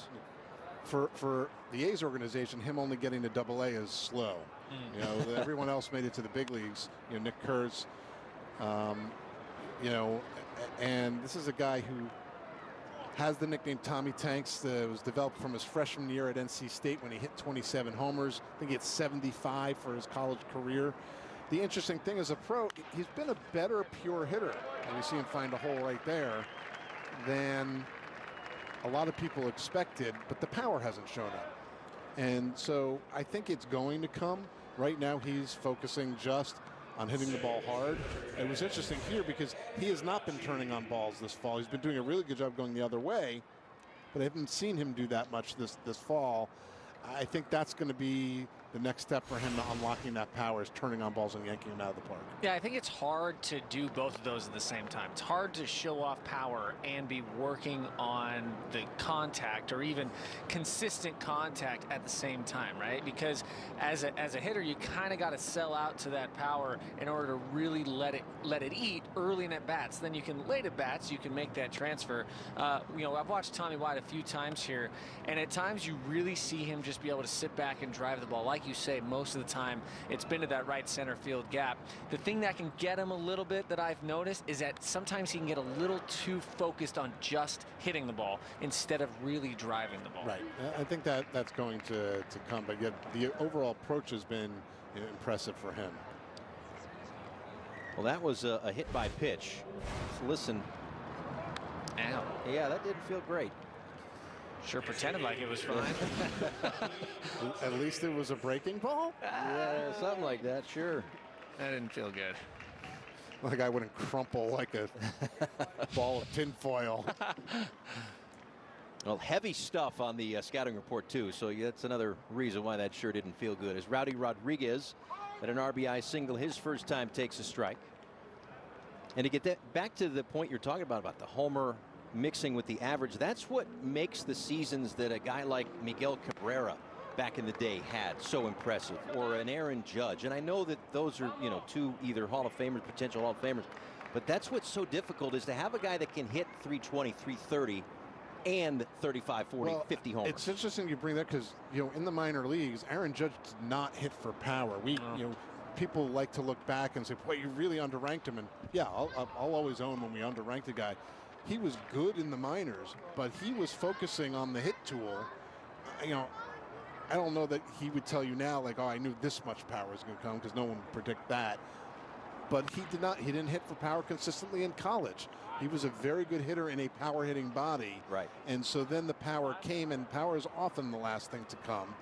So that was an interesting example you brought up, Paul, because that was a guy who, even when he played here in the fall league, was not tapping into his power like he is as a big leaguer. And this may sound backwards, but I've talked to a lot of guys who have told me as hitters that hitting home runs is actually not necessarily easier, is not the right word, but almost easier to hit homers in the big leagues than it is in the minor leagues at times, because a lot of times in the big leagues you're facing more consistent pitchers. Right. So you have a better idea of, I'm looking for this pitch. If I don't get it, you're not going to be able to hit the other stuff. But if you do get what you're looking for, then you're ready for it. In the minor leagues, let's say you're looking for a fastball. All right, well, this fastball's at your face and the next one's a foot outside. The next one's down the middle. It's hard to be ready for that pitch. So the consistency can help some guys, and also a big part of it is just growth. You know, you get to that fully grown stage and now you have more power. And you know what you're talking about, because you've got a big homer, don't you? I got one. That's right. Yeah, hitting the homers in the big leagues is easy, guys. He pays me to bring that up wherever we are. Yeah, here's your $5. Thanks, The cut and a miss there for Rodriguez, so he's down on strikes. There are two away, and now Bradfield hit by a pitch. So I guess to your point of pitchers not always at this level, knowing where the ball is going makes hitting a little more difficult. Yeah, it does. This also makes it a little more painful. Bradfield here luckily got it off that elbow guard. Still not going to feel good, but that's going to help a lot. You know, Cade Denton, he's got a weird slingy kind of arm action from the right side, and if his timing is off when on his landing foot to his throwing arm, it's going to be hard to find the strike zone for him. It's going to be all about finding that consistent timing in his delivery for him to be able to continue to move up, because he's got good stuff, especially the fastball. That was an off-speed pitch there, but the fastball can get all the way up to 99. And that arm slot, it's going to be really hard to pick up. It's just about finding that consistency. Well, the game has found the guy that we talked about in the open and has so far delivered. Kevin McGonigal bats with bases loaded and 2 outs. And in this all-star format, we'll see if this is his last at-bat or not. But if it is, I'm sure he'd like to go out with a bang and get the AL a little further from the National League here, already up 2-0 in the bottom of the 4th inning. You can just see, you see that best pure hitter in the minors, you see how comfortable he is in the box. There's no wasted movement. He knows what he's trying to do. Yeah, he does. That's down the right field line, but a little out in front of it, and foul. I don't know my Arizona geography. Is that Chandler over there? Yeah, you're Gilbert, going towards Apache Junction, perhaps. Okay, perfect. Thank you. Man, that ball was crushed. He's so quick to the ball, and that's where the power comes from. You see him like, where's that power come from? He tries to get his best swing on every pitch. But his best swing isn't necessarily a big swing. No, right? It's not big at all. In fact, sometimes the smaller guys who have power, they actually have some length to their swing to get to that power. He's so quick, and that's that bat speed and the strong hands. Well, it's going to stay in the ballpark and go into the glove of the right fielder, Valdez.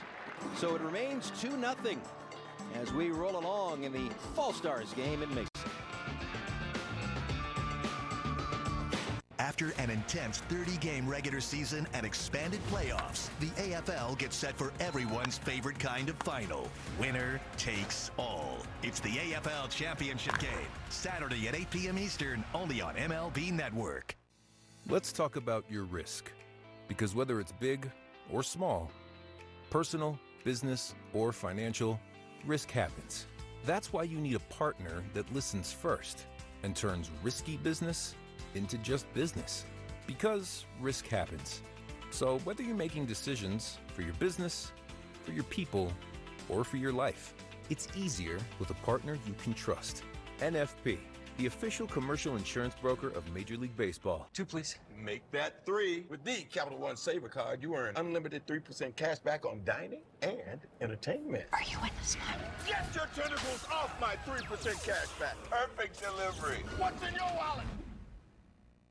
Enter Jack, sliding into his morning commute. Easy like a Sunday, even on a Monday. Briefs to boardroom in 10, challenge accepted. Jack Archer, style that always shows up. Slide into style now with 15% off at jackarcher.com/TV. Dad drills. Let's go. Your kid falls asleep 1 minute, 32 seconds from home. What's the play? Park and wait. Quick glance. What's missing? Emergency fruit snacks? Binky. Easy. In-game challenge. Have you officially named a guardian? My parents? Doesn't count. This play needs a plan. Guardianship must be legal before it's official. Luckily, Trust and Will makes it incredibly easy. It's secure, affordable, and actually counts. Next topic. I am wide open. What do you do? Run it. Visit trustandwill.com today and make it count. Well,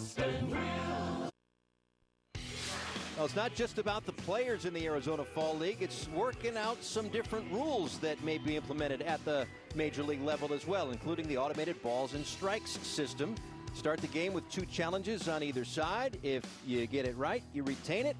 Pitcher, catcher, batter. Those are the ones that can make the call. And joining us right now, Chuck Fox, who's been the director of the Arizona Fall League since 2021. Chuck, thanks for taking the time. How you doing tonight? I'm doing great, guys. Thanks for being with us and supporting the Arizona Fall League. No, absolutely. This is always a wonderful event, not just the whole schedule of the Fall League, but the Fall Stars game as in and of itself. But let's talk about some of those rule changes and tests like the ABS system, check swing system. How have you seen things go so far? Oh, I think things have been great. The ABS we've been working on for a couple of years. Obviously, Arizona Fall League is about developing players, but also gives the league to test technology and new rules. So it's, I'll call it the research lab of Major League Baseball here. Chuck, how have you found the players? You know, obviously the players in the minor leagues have also been dealing with the different forms of the ABS system. Before that was the pitch clock that was tested here.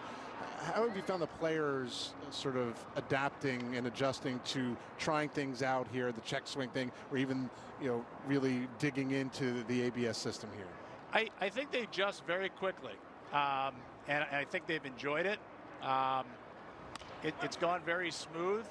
It's something they're going to have to deal with as they approach the major league level. So it's just, again, it's the perfect opportunity.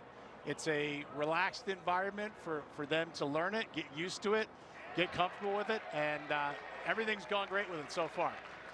Chuck, I'm just wondering the change in the playoff format this year, allowing all 6 teams to go into the playoffs. Where did that come from? Why that change this year?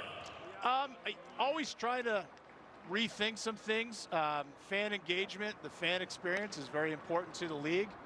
Gives every team the opportunity to be in it. Again, interesting format, gives everybody a chance to chase the championship, and also allows all of our prospects to be seen here the last week of the season. One of the format was changed, and I admitted to you last night I was dubious, it was the home run derby format. And I thought in the end it worked great. You know, even that is something that you're sort of testing things out as you said, the research lab. Yeah, what a great night. Great for the fans, great performance by all the participants. Wanted to test some new rules, mix it up a little bit. The players really were receptive to it, enjoyed it, and we just had a fantastic competition last night. How about being able to enjoy this great event, the Fall Stars game, at this terrific venue, Sloan Park? Oh, Sloan's a great partner. The All-Star Weekend, we've worked very hard the last couple of years. Play ball event, home run derby, the All-Star game. We actually brought in some mascots, as you've seen around the ballpark. So again, it's all about the fans this weekend, to thank them for their support. And the weather's been great. It's just been a fantastic weekend for us. Are you still accepting applicants? Because Jonathan wanted to race the mascots. I think we have that scheduled for tomorrow morning. Jonathan will be there. For Jonathan. I'm ready. He'll be there, no doubt about it. Chuck Fox, the director of the Arizona Fall League. We appreciate the time. Thank you so much. Awesome. Thank you, guys. Absolutely. Tough play there for McGonigal on the broken bat chopper. Has some weird spin off the bat there of Starlin Caba. So a base runner with one out here in the 5th inning. That's just a tough play.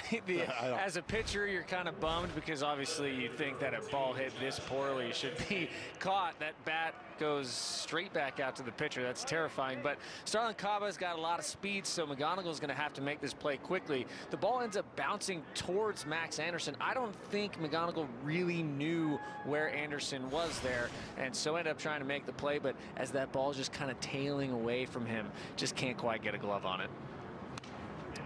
Josh Adamszewski with a swing and nothing in one. A walk back in the 3rd inning for Adamszewski. Out of the Brewers system, their number 13 prospect, 20 years old, a 15th round pick a couple of years ago. He can hit. You know, sometimes these cold weather high school guys fly under the radar. That's why he was a little bit of a later round pick. He's hit over 300 with some thump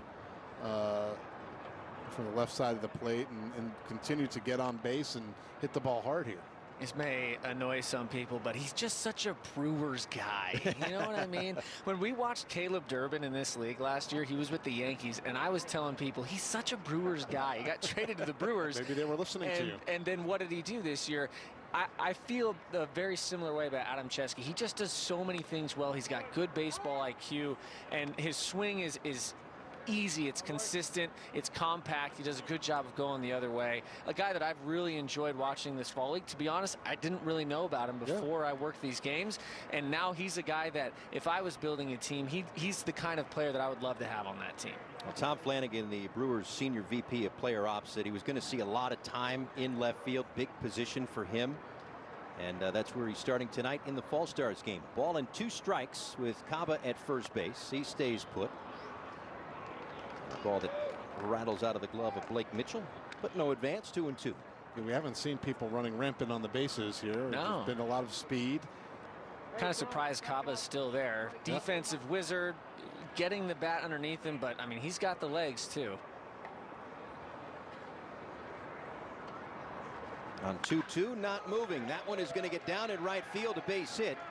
Caba will turn and head toward third base, and now the National League set up with runners on the corners and one out, down a couple of runs. I mean, again, standard approach. Just not trying to do too much with the baseball. That's where they say not to throw it to lefties there. And he does a great job of just dropping the bat head, hitting a nice line drive out to right field.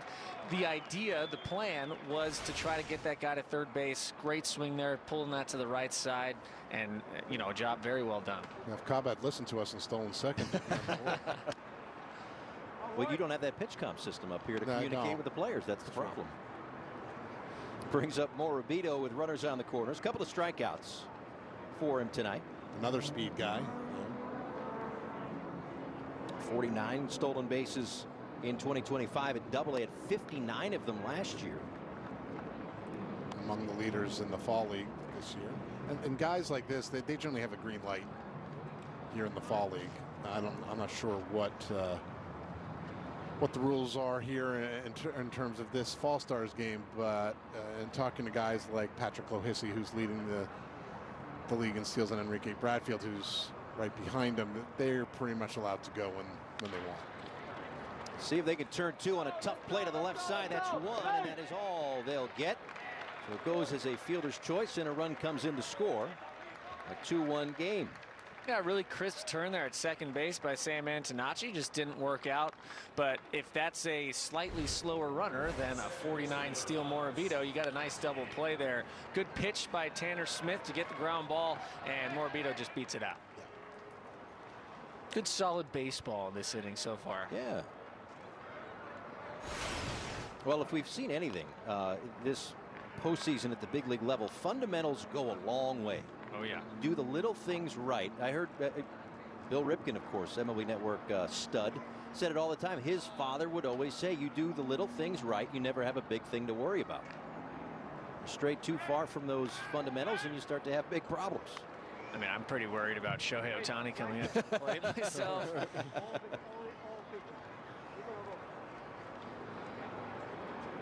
Have to think Morabito's going to be on the move at some point here. 0 for 2 nights so far for King, and he takes a ball low. I know this doesn't really matter to these players because they're in the minor leagues, but something to keep in mind here, there is no pitch comm in the fall league. You're still doing, you know, the good old finger signs at the plate. And I think Morabito's got a chance to get a good base here. There he goes. Mitchell's throw is not in time. So the tying run into scoring position.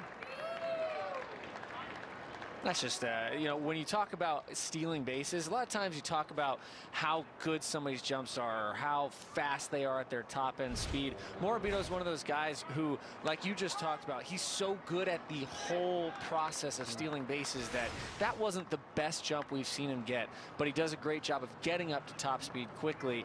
That's why he's able to steal so many bases, even though maybe there's better guys who get better jumps off the rack. That was still a good stolen.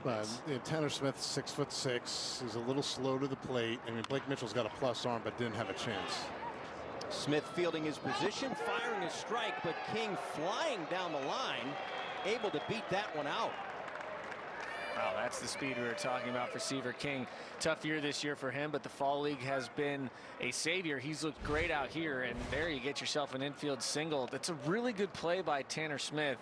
Throws it strike across the diamond, and yeah, if we had the challenge system, I think we'd be ending the inning here, but that's not here in the fall league. Very close. That angle is tougher. What I've liked from Seaver King is, you know, he was safe. All right. And that's why you look at all the different angles. And the times that I've seen Seaver King out here is how hard he's playing. Like, I think a guy who's a first rounder could have come out and, you know, been sulking or frustrated. And he clearly saw this as a reset button.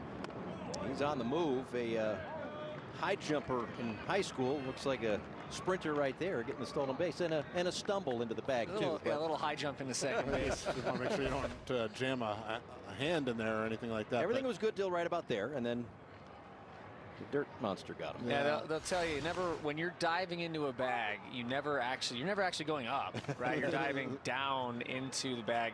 But once again, we were talking about how we haven't seen the speed that we've seen all fall league. Well, now we've seen 2 stolen bases in rapid succession.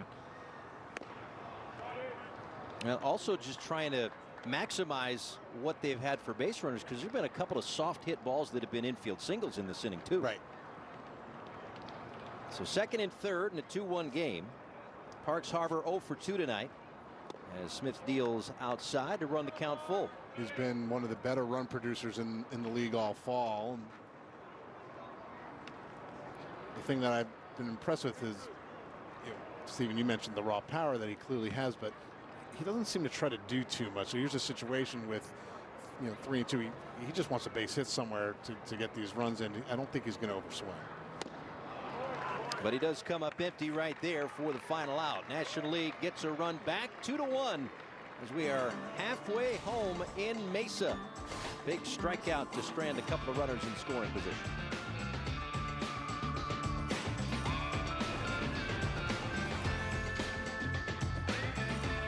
Are you a fiduciary? Well, sure. What about you? Yes. At Fisher Investments, we take the fiduciary duty to a whole new level, doing right by our clients in all aspects of our business. Do you make commissions selling products? Well, yes. And Fisher? We don't sell any commission-based products because as a fiduciary, we believe that's a conflict of interest. And how do your fees work? Let me explain. And Fisher? We have a transparent fee structured so we do better when you do better. At Fisher Investments, we're clearly different. Find out if you're getting pulled under on your car insurance at smarterauto.com. In under 2 minutes, we compare the rates of auto insurance carriers so you know if you're overpaying or not. Find out if you're paying more than you should on car insurance. Shop smarter at smarterauto.com. It's only a slice. It's only made possible by Spectrum, connecting businesses of all sizes, like small businesses, instantly serving up orders and inventory on the Spectrum Fiber broadband network, and factories, seamlessly connecting to farmers in the field with tailored solutions that always deliver. It's only a slice. It's only everything. Get your business free fiber-powered internet forever. Call to find out how. I was on my way to work at 5:30 in the morning, and bang, I got rear-ended. I knew I was going to need an attorney, and I wanted one with a winning reputation. That's why I called attorney Dan Newland. Dan and his team was by my side the whole time, and at the end of my case, I was awarded $2.5 million. Involved in a car accident? Call me now at 407-888-8000. Dan, thank you for winning my case. That money's really going to help me with my recovery. Well, it's awards week on MLB Network, featuring live announcements of the major BBWAA awards, plus the MLB Awards show live from Las Vegas. It all starts tomorrow night with the Rookies of the Year at 7 p.m. Eastern, only on MLB Network. So let's take a look at some AFL alumni to win an MVP just in the last decade. Trout, Harper, Judge, Bryant, Stanton, Betts, Yelich, Bellinger, Freeman, and Acuna Jr. And again, that's just the last decade. A pretty good group. Yeah, it is. I've given up a lot of homers to those guys. Oh, so that was not one of the boards you provided us, is what you're saying. Okay, good. Just putting Chris Bryant on there really sinks me down pretty far. Alex McCarowicz is on the pitch here for the National League. 13th rounder out of the Dodgers system from right down the road in SoCal, Santa Monica. Playing for the Glendale Desert Dogs, representing the Dodgers out here in the Fall League. 2.16 ERA in 8 games. And he faces Montgomery, Max Anderson, and Farmello here in the 5th. 2-1 in our Fall Stars game. As tight as it might be, we're only getting 9 in tonight, no matter the score. No extra innings, despite the group of thousands of pitchers on the rosters. Going to keep it limited to 9 innings tonight. Walking a fly out for Montgomery. Takes the ball outside. I think Montgomery is one of my personal favorites in the Fall League this year. You know, I really like the way he plays the game. I think now he's on first base. Hopefully we get to see that speed as well. Yeah, it's a power speed combination. Probably that kind of prototypical athletic right fielder type. Right. He can throw. I mean, he's got a hose. Well, he used to pitch. You know, 96 on the mound. Yeah, right? he was legit at the beginning of his college career, and you know, had some injuries. I saw him last time I saw him in person. He had a boot and was rolling around pre-draft. So it's nice to see him out there, and he was a little dinged up out here. And rather than going home, he's like, I'm staying and I'm getting my at-bats in. Cut and a miss there for Max Anderson, who had an RBI ground out that right now is the difference in this ball game.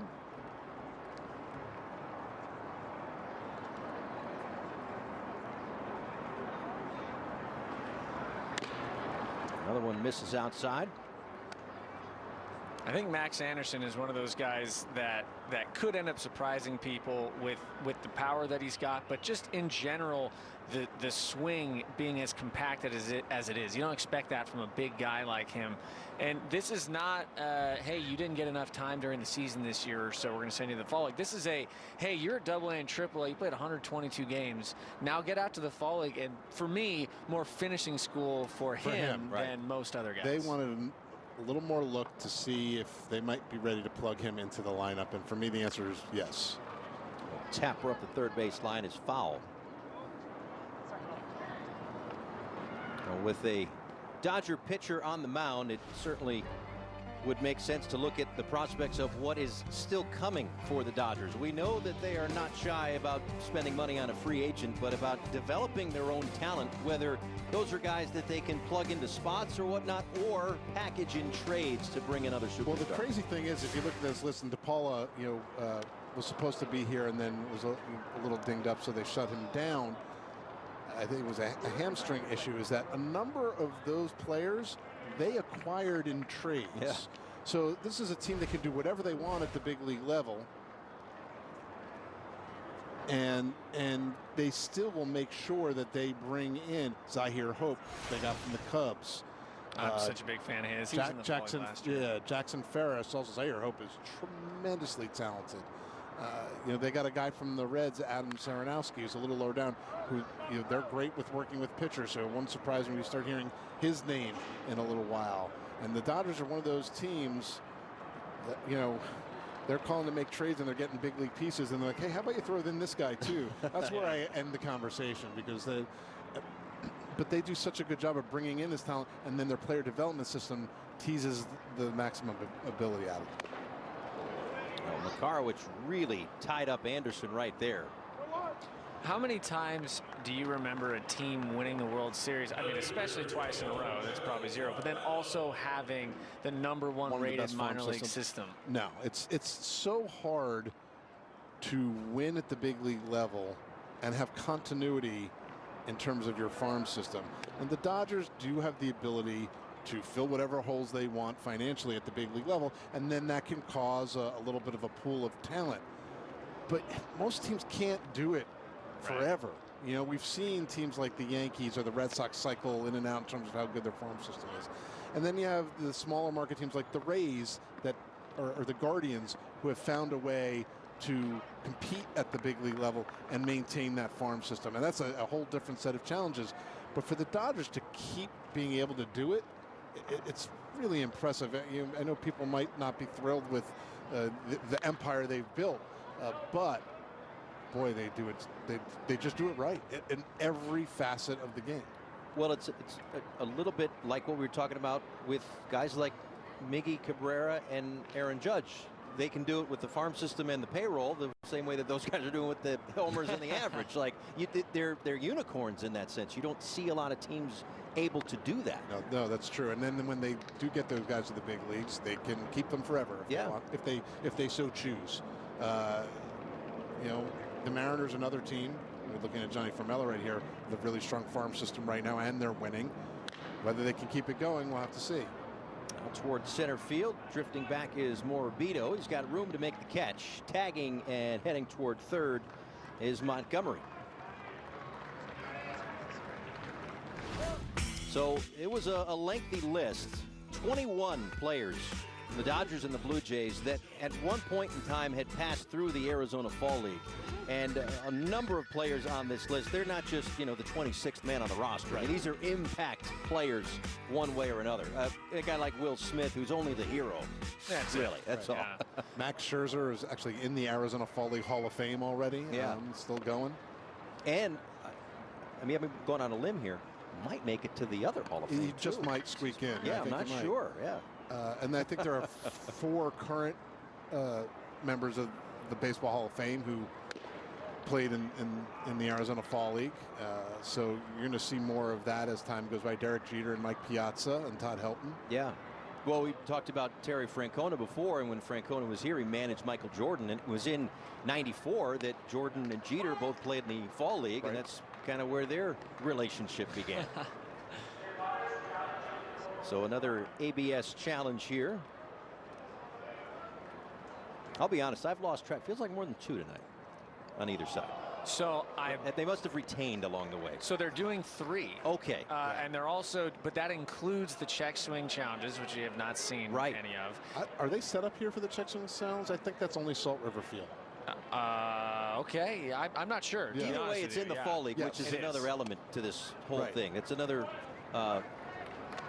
Again, because of the ABS, it gives umpires a chance to watch the bat a little bit better than if they were trying to track a ball or a strike. So that's another kind of element to what the umpires are dealing with. And you talked about umpire development in the Fall League too. These are minor league umpires who are hoping to be major league umpires. Those are hard jobs to come by, because guys tend to hold on to those jobs for a while. So this is great experience for them as well.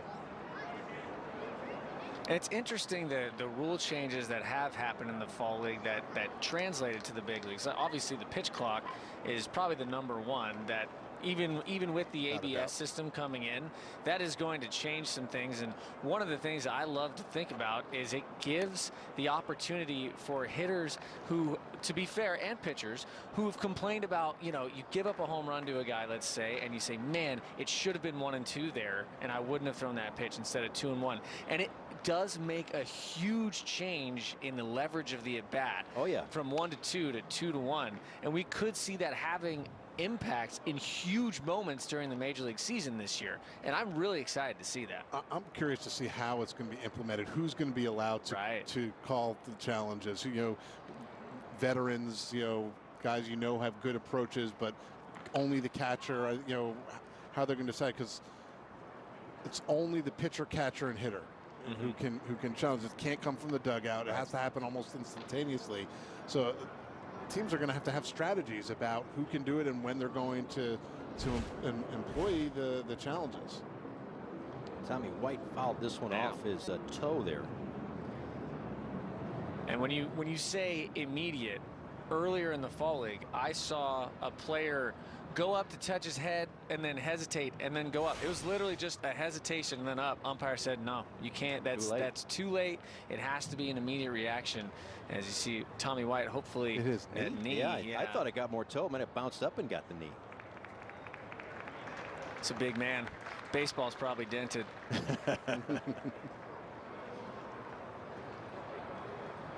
He's another high energy, just loves being out there.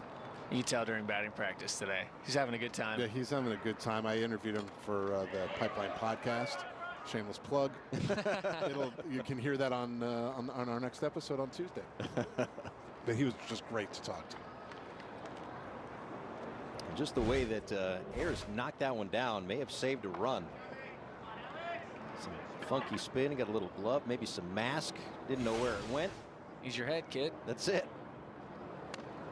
That one missing up high. So the bases are loaded on 3 walks in the inning. Yeah, this has been the problem for McCarwich here in the fall league. 10 walks in 7 1/3 inning. What's interesting about it to me is that during the season he did not really struggle with his 15 walks in 44 innings, but here in the fall league that command has been a lot of trouble. Getting close to 30 pitches, which generally speaking probably going to be around that limit for the pitchers tonight. And Azuaje goes out. He'll make a change. Bases loaded, 2 outs in the bottom of the 5th. As a young man, my hair started to thin. I couldn't sleep, I was stressed about it, and I took a pharmaceutical drug that unfortunately caused severe side effects such as sexual dysfunction. I felt like I had to choose between my health and my hair. Nutrafol is a drug-free supplement that targets the multiple root causes to thinning hair in 3 to 6 months. It gave me my hair, my health, and my confidence back. Get growing at Nutrafol.com/man. Cerakote revolutionized car care with its #1 best-selling rapid ceramic paint sealant. The unmatched gloss, slickness, and shine that you love now comes with an industry-leading 50-wash guarantee. Introducing Cerakote's next-generation paint sealant, Rapid Ceramic Platinum. Just spray it on and lightly buff it to get incredible shine and professional results that will help your car stay cleaner longer. Look at the difference. With over 60,000 5-star reviews, you can trust Cerakote. Buy today for under $20. Introducing the X-Pack from CopperFit, our groundbreaking technology designed for compression support of your lower back and core like you've never experienced before. The X-Pack evenly distributes the support across a broader surface area of your back for relief of lower back aches and pains. An orthopedic-designed alloy support panel and 4 built-in flexible stabilizers to help improve alignment and promote better posture. Get X-Pack at Amazon.com. CopperFit. Feel the difference. With Amica Auto Insurance, it's not just about where you're going, but who you go with. We're customer owned, and we look after what matters most to you. Together. Get your quote today. This copyrighted telecast is presented by authority of the Office of the Commissioner of Baseball and may not be reproduced or retransmitted in any form, and the accounts and descriptions of this game may not be disseminated without express written consent. Just kids, man. Yeah. They're just kids. A look into the past and what turned out to be a glimpse into the future as well. Some superstars at the big league level that came through the fall league. Big spot for Cohen Moreno here, taking over, bases loaded and 2 outs in a 2-1 game. And that one just misses down and in, facing Sam Antonacci with a chance to really make things happen here for the AL. He's one of these high contact, good bat to ball skill guys. not a guy who typically swings and misses all that much. So it's an interesting situation for him to be in here. Leading the AL in a couple of offensive categories, takes the ball inside. 28 hits, 23 runs scored. But top 10 in average, on base, OPS, total bases, and stolen bases as well. And he's not a burner. He just knows what he's doing out there, and that's all of his skills play up because of that high baseball IQ. I like savvy base runner. It's kind of like an insult, you know. It's like, really, he's not that fast, but actually he can run the bases. And I do think that is an underrated skill. You don't have to be a burner to run the base as well. There's a technique to it that you said a lot of guys just don't really work on very much, but guys that do, it does pay off dividends. 3 balls in, no strikes, and missing inside, a 4-pitch walk. Well, the first guy that I think of played an awful lot of his time here and may end up in the Hall of Fame is Paul Goldschmidt. I mean, he's not really ever going to be mistaken for a Byron Buxton type of speed, but early in his career racked up a lot of stolen bases. Right. I think Sam Antonacci's probably got better speed than Paul Goldschmidt. Sure. So, yes. Yeah. No. You can always be a good base runner even if you're not fast, or even if you're not stealing bases. You know, guys who go first to third and things like that, and he's always going to be that kind of guy. Well, 4 walks in the inning have led to another run. 3-1 American League.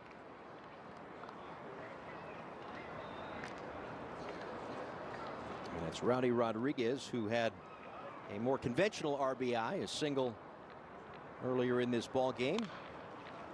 Pops that one foul behind home plate.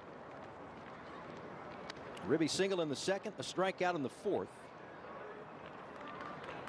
He's got an intriguing set of skills, Rodriguez. There's a power speed combination. I mean, he's very young.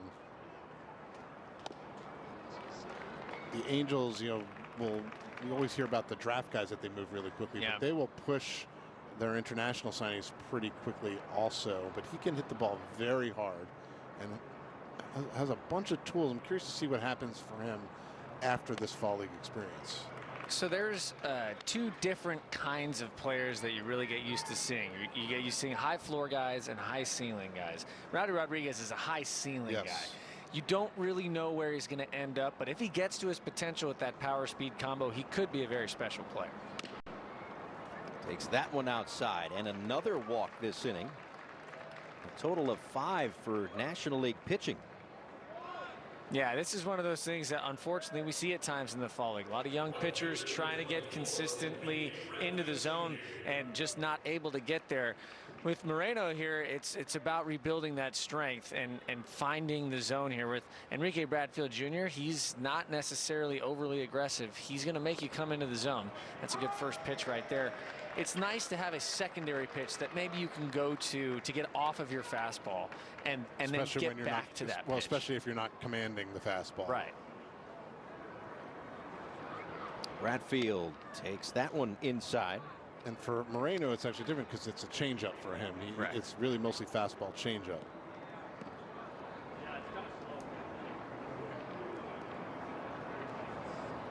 Bradfield, number 17 overall on the when it comes to his draft pick back in 2023 out of Vandy. And just going back and how that stance has changed over the years. Yeah, you look back at his time as an amateur. He went to Vanderbilt. Here's him in the National League. It's closed. But if you look at what he's doing right now, and as he explained to me, it's actually right there. He's almost in the same spot. When you look at his setup, and you're like, oh my God, he's changed everything from the time that he was an amateur. But it's really just that setup where he gets a better look at the ball coming out of the pitcher's hand. He's able to get his bat through the zone more quickly, and he said he's also recognizing spin a bit better.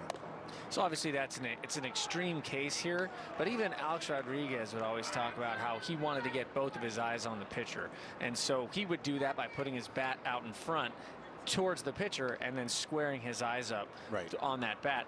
To me, that just seems like what Bradfield is doing here. He's trying to make sure that he has full concentration here so that he's not getting ahead of himself in the swing. Well, a swing and a miss. An inning full of walks ends with a strikeout, and the American League tacks on a couple of more. They lead it 4-1.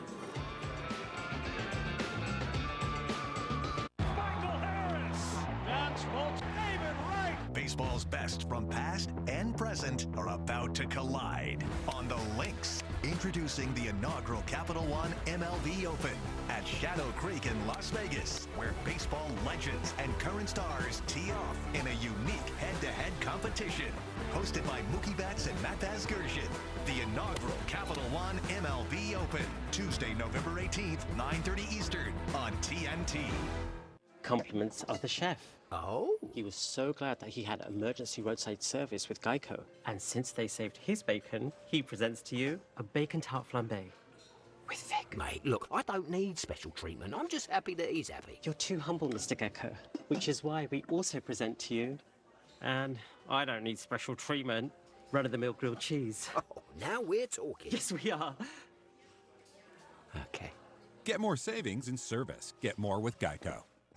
Thinking of updating my kitchen? Yeah. Yes. This year, we are finally updating our kitchen. Doing subway tile and an ivory or eggshell. Cream, maybe bone. Don't get me started on quartz. Big island. You ever heard of a waterfall? For everyone who talks about doing that thing, And over there, but never does that thing, sweet little breakfast nook. Chase has financial guidance. See how you can start saving to make this happen. Really? Really? Really. At home or in person. You could also check out a Chase Money Skills workshop. That's guidance from Chase. Make more of what's yours. The 3 for Me, only at Chili's, keeps getting even better with the all-new Big QP and all this for just $10.99. With 85% more beef, it makes a quarter-pound burger look tiny and, well, yeah, tiny. This Chili's 3 for Me is the best $10.99 you can eat. Welcome back to the 2025 Fall Stars game alongside 7-year MLB veteran Stephen Broughton and MLB Pipeline's Jonathan Mayo. Paul Severino with you here from Sloan Park in Mesa, Arizona, spring training home of the Chicago Cubs. No better place to be than the ballpark. But if he rolls down the hill, I mean, that's the rite of passage when you got one of those, right? Whether it be in Williamsport or any one of these fall league or spring training venues. He was at least a 60 uphill runner. Scouting just in your blood, isn't it? I can't help it. Another look at Esmeralda Valdez. Going to have a bunch of changes defensively for the American League. Figured we'd get into that 5th or 6th inning time. Kai Peterson, new pitcher, lefty deals off the end of the bat and popped up right side. And that the first out as Anderson puts that one away, 1 down.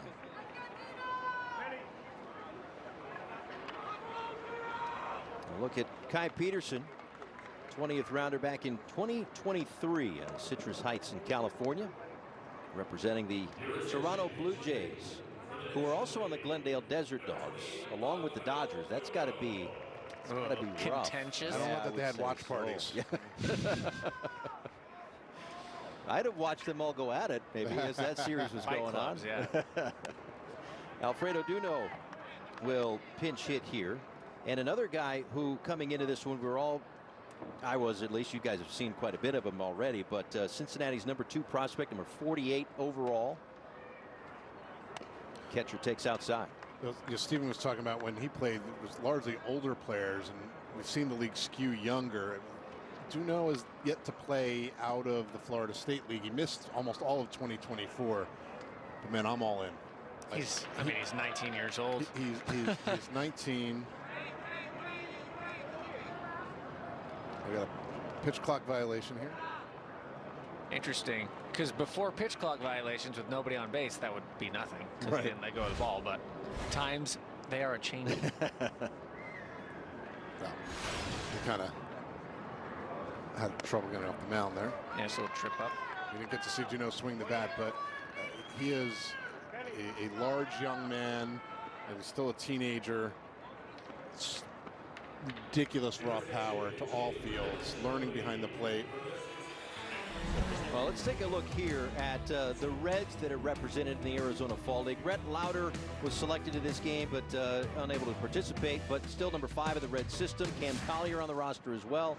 So they've got quite a bit of talent coming up. No, they do at the very top there. Rhett Lauder, had he been healthy, would have graduated to the big leagues a long time ago, made it up in 2024. Another one of those guys who has big league time and just was out here trying to get a feel for things again after having missed pretty much the entirety of the 2025 season.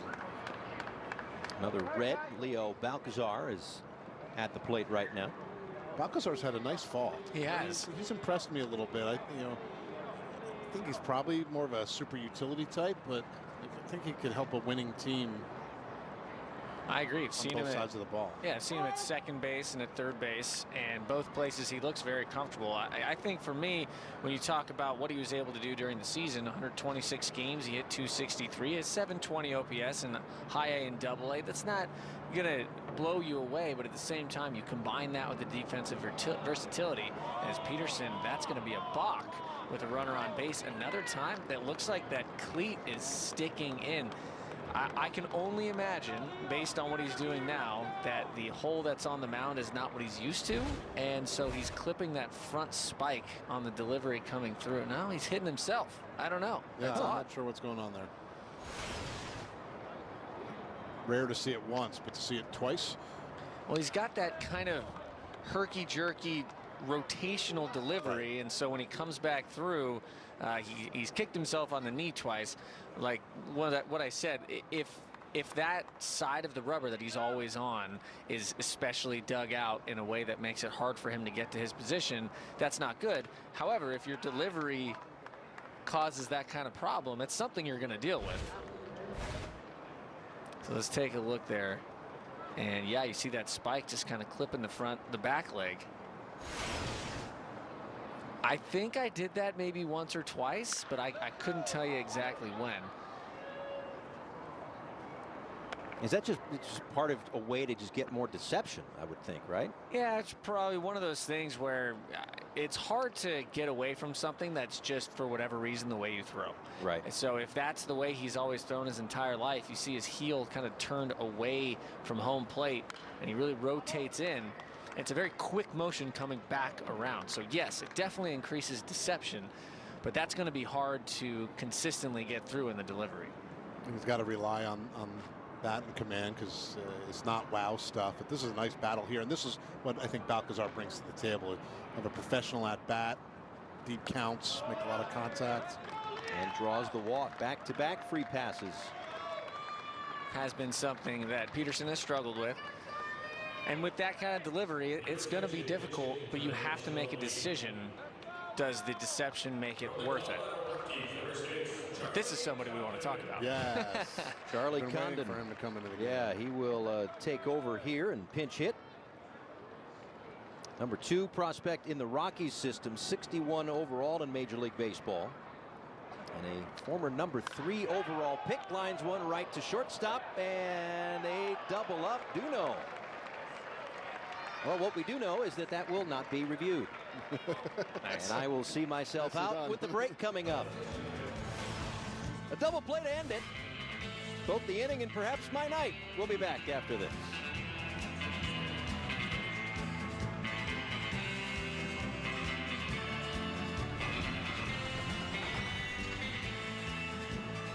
Two, please. Make that 3. With the Capital One Saver card, you earn unlimited 3% cash back on dining and entertainment. Are you in this one? Get your tentacles off my 3% cash back. Perfect delivery. What's in your wallet? Let's talk about your risk. Because whether it's big or small, personal, business, or financial, risk happens. That's why you need a partner that listens first and turns risky business into just business. Because risk happens. So whether you're making decisions for your business, for your people, or for your life, it's easier with a partner you can trust. NFP, the official commercial insurance broker of Major League Baseball. Tropic Fan Fest is back on at Tropical Smoothie Cafe, which means free smoothies every day, all week with Bowler food purchase. Get in on the free smoothie party. Join Tropic Rewards and hurry in to get yours through Sunday. Wake up! We got pain to relieve by morning. Ice, hot, lavender! Icy hot, nighttime recovery. You're so back. Tropic Fan Fest is back on at Tropical Smoothie Cafe, which means free smoothies every day, all week with Bowler food purchase. Get in on the free smoothie party. Join Tropic Rewards and hurry in to get yours through Sunday. Wake up! We got pain to relieve by morning. Ice, hot, lavender! Icy hot, nighttime recovery. You're so back. Well, the Dodgers are World Series champs. Check out the largest selection of authentic jerseys, caps, t-shirts, and more. Grab official World Series gear, just like the players wear at MLBshop.com. You know they had World Series babies. Sure they do. Cool. Sure they do. Nice. 7 months from now. A lot of kids named Ohtani. Jake Bennett into the game, and there's a strike on the outside part of the plate. One of the players that's impressed me most right here in the Fall League, Daniel Vasquez, has been showing off on the defensive side, offensive side. Man, the consistency is not something I really expected from him, and also the size. Getting to see him close up today for the first time, I was very surprised, because you were saying there's power in there, but we don't really know. We don't know. Right. I mean, when he, one of the things that's always has astounded me is scouts' ability in Latin America to figure out who's going to be good when they're 15 years old, when they're first being scouted. You don't know how they're going to grow. And for every Juan Soto that we find about it, there are guys who don't make it. And Daniel Vasquez was a really highly touted international guy. Love that swing. He lines a base hit to center field. Who, people compared to Manny Machado or Fernando Tatis when he was signing, because he had that kind of frame.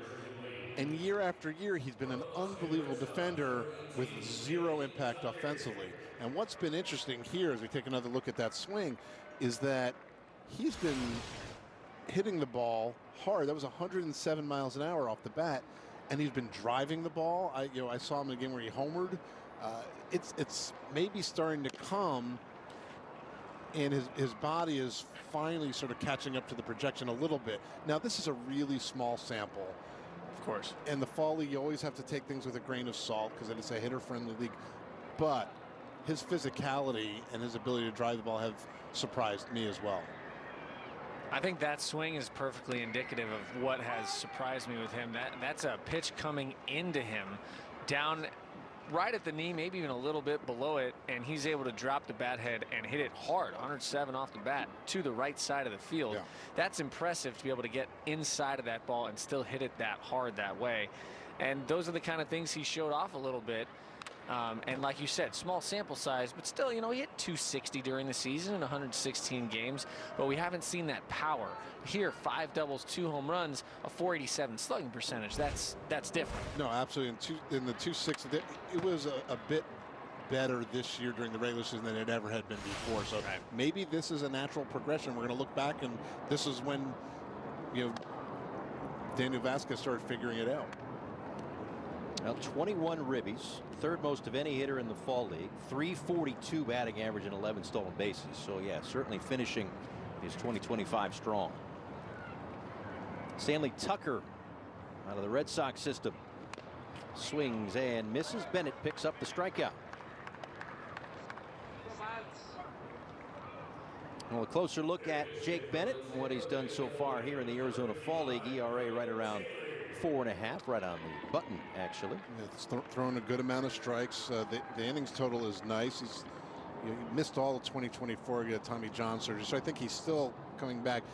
There aren't that many guys I think we've seen in the Fall League, Stephen, who you say this guy has a chance to start. Right. And I think that he does. Oh, broken bat back behind second base, and close play at second base as Vasquez took his time getting there, but in safely. Dropping in there, Braden Taylor, a base hit. So it's a little bit interesting for me as a pitcher. First of all, jam. It's interesting for me as a pitcher to see when a guy who maybe isn't a huge prospect, even though number 10 in the national system, second round pitcher, yeah, solid pick. However, he has 3 pitches graded at 50 and above, and it doesn't sound great, but when you have multiple pitches that are all major league average or could be major league average, you got 3 of those and you can command them a little bit, it puts you into that category of, yeah, this guy can eat up innings because he can get lefties and righties out with a good changeup and a good slider. Right. I think the changeup is probably the one that has the 60, most plus potential. And you're going to come to the ballpark and not have all 3 pitches.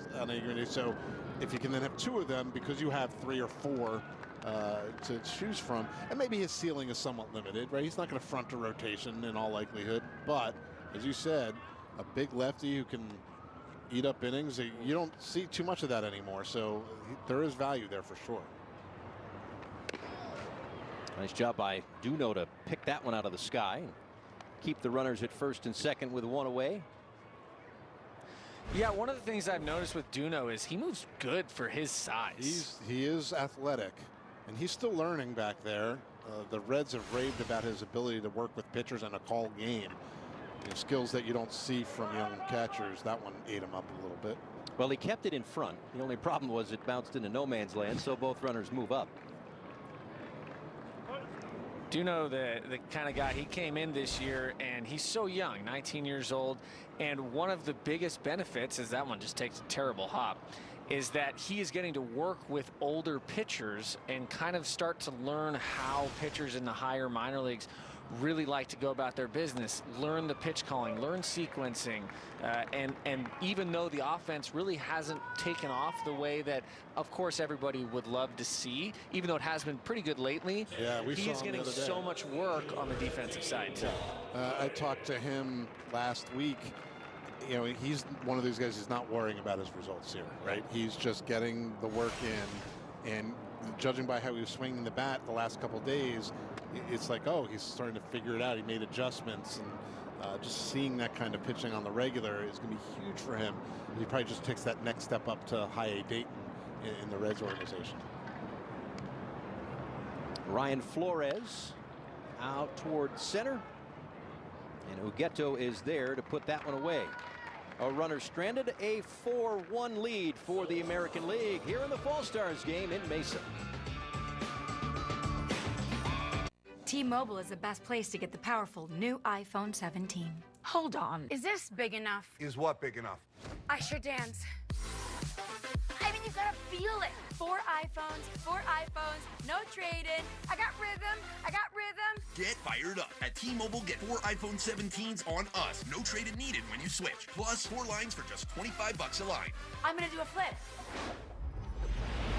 Nailed it. Whatever energy drink she had, I want some. Something doesn't feel right. I'm really stuck here. I wonder if it's because I'm overpaying for car insurance? Find out if you're getting pulled under on your car insurance at smarterauto.com. In under 2 minutes, we compare over 90 auto insurance carriers so you know if you're overpaying. You could save up to $800 or more when you compare and switch with our trusted partners. That feels good. Find out if you're paying more than you should on car insurance. Shop smarter at smarterauto.com. My wife told me my hair was thinning, and I wanted to avoid that at all costs. Let's go, baby. I stopped hanging out with the guys because I didn't want to hear the wisecracks. So I did some research and found Nutrafol, which was cool because I had no idea there was a supplement for hair. I liked that it was drug-free and then it was clinically tested. My hair was getting stronger and thicker. Nutrafol has just given me more confidence, which allows me to carry myself a little taller. It felt real good to ditch the hat. Hair growth starts from the inside at Nutrafol.com/men. After an intense 30-game regular season and expanded playoffs, the AFL gets set for everyone's favorite kind of final. Winner takes all. It's the AFL Championship Game, Saturday at 8 p.m. Eastern, only on MLB Network. Welcome back. Miguel Boadas is on to pitch out of the Twins system. As we move to the 7th inning, a 4-1 lead for the American League in the Fall Stars game. MLB Network back with you next week for the Arizona Fall League Championship game as well. That'll be at Salt River Fields at Talking Stick. This, of course, the spring training home of the Chicago Cubs. Salt River Fields, the spring training home of the Diamondbacks and the Rockies. Ansel Luis leads off and takes a ball down low. Luis, speaking of Arizona, number 12 prospect in their system, 20 years old, signed out of the Dominican Republic as a free agent in 2022. Takes the ball down and in. Yeah, $525,000 from Arizona. He's got good speed. He can play all over the infield. Numbers on Boadas. Just missed down low. And he's mostly an arm strength guy. You'll see the 94, 95. He's working on his breaking stuff while he's out here.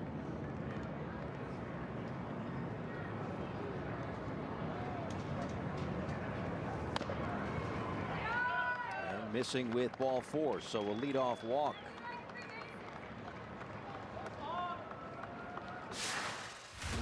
Let's see the best prospects in baseball battle it out in the desert as the Arizona Fall League wraps up its season with the championship game next Saturday, 8 p.m. Eastern, only on MLB Network.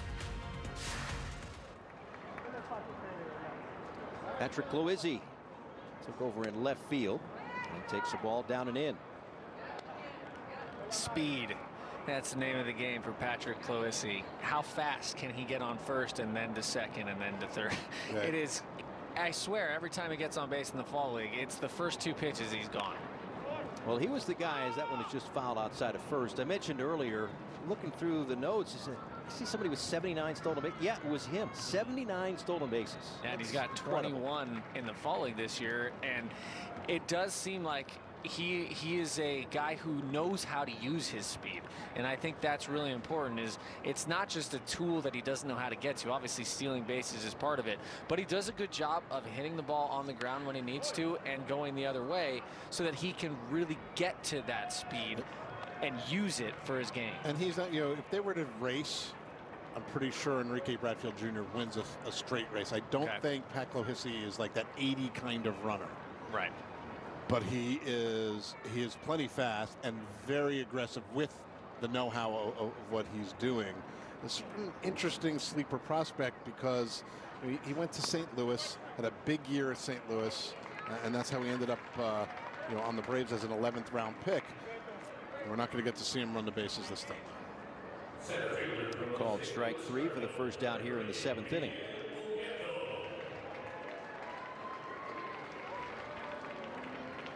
Miguel Ugueto took over in center, representing the St. Louis Cardinals.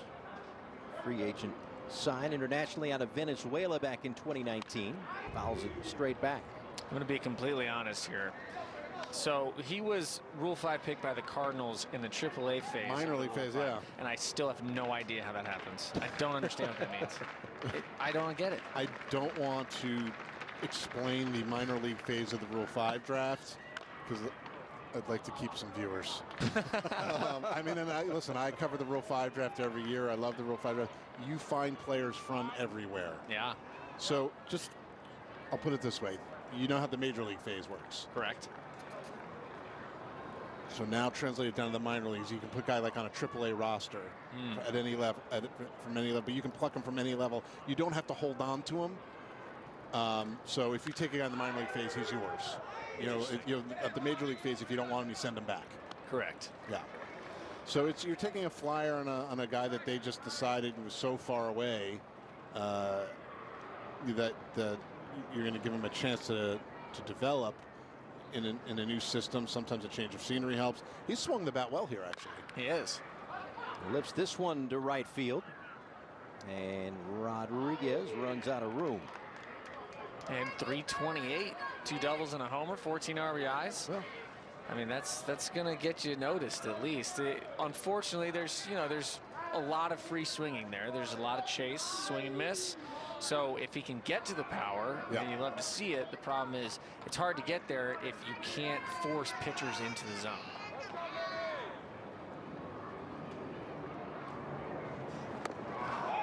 Swing and a miss, and a double play on the back pick. Nice execution right there. Pose of an arm. Yeah. Wow. Juan Flores making the play. First the strikeout, then the strike to first. And a double play as we roll on in the Fall Stars game.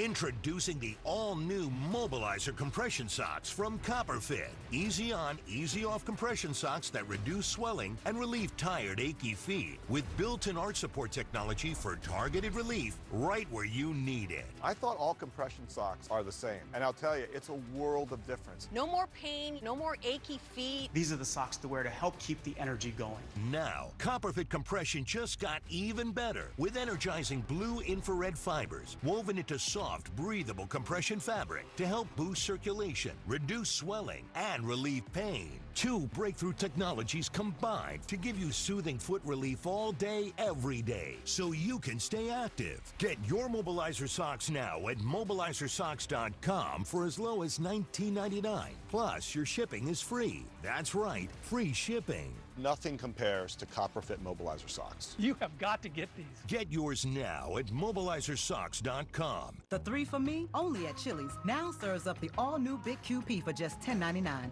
And that's 85% more beef than some quarter-pound burger. Yeah, hey, fast food, this is how you value meal.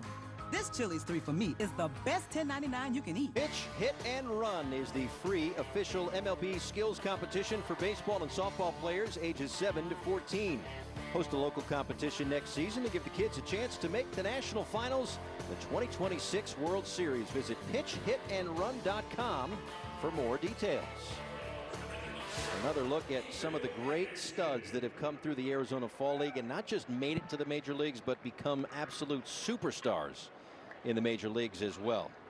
And got to figure that this year, the 2025 Fall Stars and Arizona Fall League in total will graduate a few big league studs as well. As we move along, Karson Montgomery on to pitch, representing the San Diego Padres organization, an 11th rounder in 2023. 4 games so far in the Fall League. That one misses down to Ethan Anderson getting his first at bat. I've seen him in the field defensively at first base for a couple of innings, but his first plate appearance here tonight. He also catches. He's an interesting bat. Good hit tool, good approach at the plate.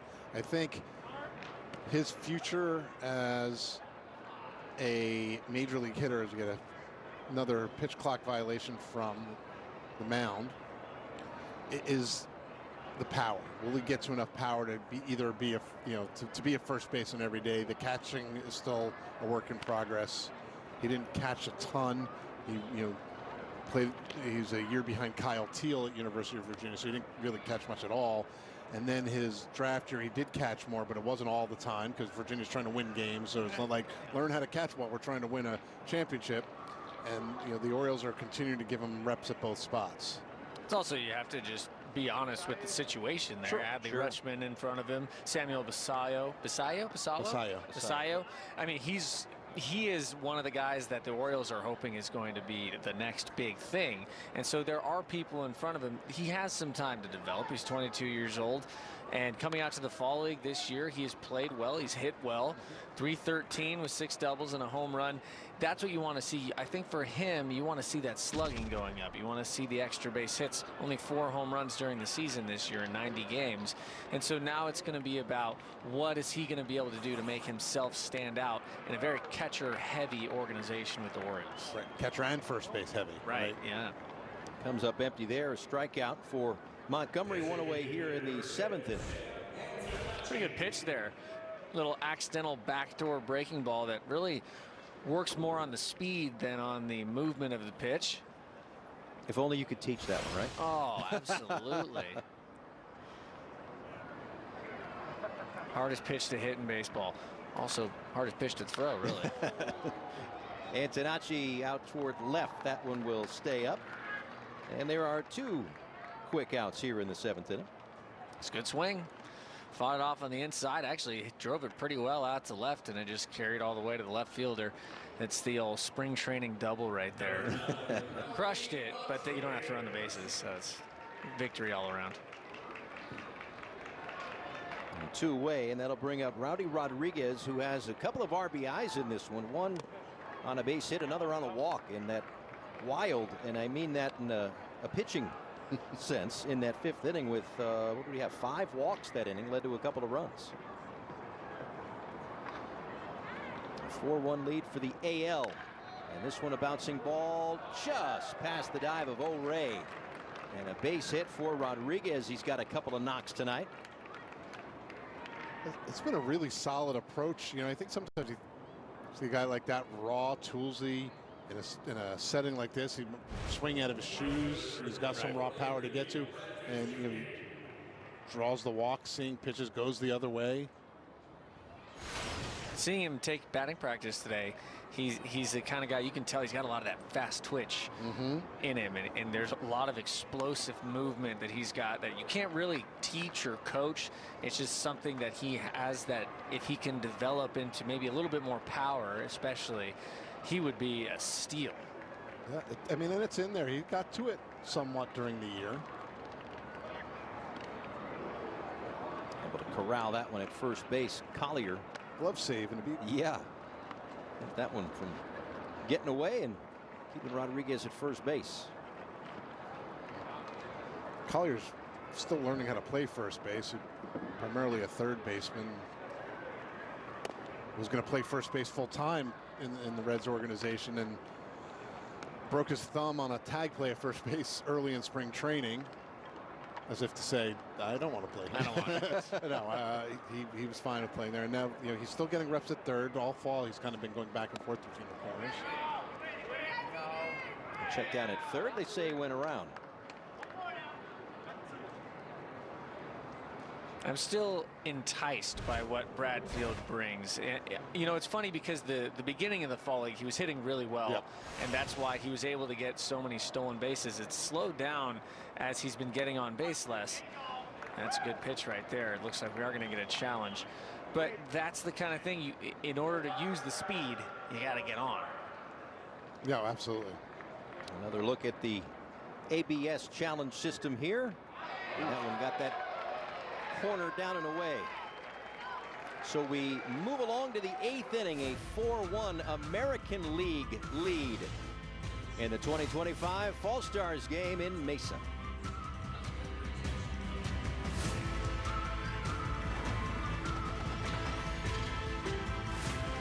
The stat lines are final. 200 strikeouts for Paul Skeens. The record books rewritten. A catcher has hit 60 home runs. And soon, the select few will stand above the rest. We're watching something special. It's Awards Week on MLB Network, featuring live announcements of the BBWAA Awards, plus the MLB Awards Show live from Las Vegas. It all begins Monday, 7 Eastern, only on MLB Network. The Geico Gecko? I'm like speechless. Oh, I love how I save $900 when I switch my car insurance to Geico. Yeah, you really do get more with Geico. Shh. Oh, Geico just makes things fast and easy. And their customer service reps always know just what I need. Did you just, Shh. Is she allowed to do that? She's mad with power. Shh. You shh, shh, shh, shh. Get more than just savings. Get more with Geico. Those 26 miles in the rain? Yeah. FrameBridge can frame that with custom framing made easy. Whether it's a pick or a Picasso, FrameBridge will frame it with the highest quality materials. Millions of custom frames and counting. Get started today at framebridge.com. Introducing the X-Back from CopperFit, our groundbreaking technology designed for compression support of your lower back and core like you've never experienced before. The X-Back evenly distributes the support across a broader surface area of your back for relief of lower back aches and pains. An orthopedic designed alloy support panel and 4 built-in flexible stabilizers to help improve alignment and promote better posture. Get X-Back at Amazon.com. CopperFit. Feel the difference.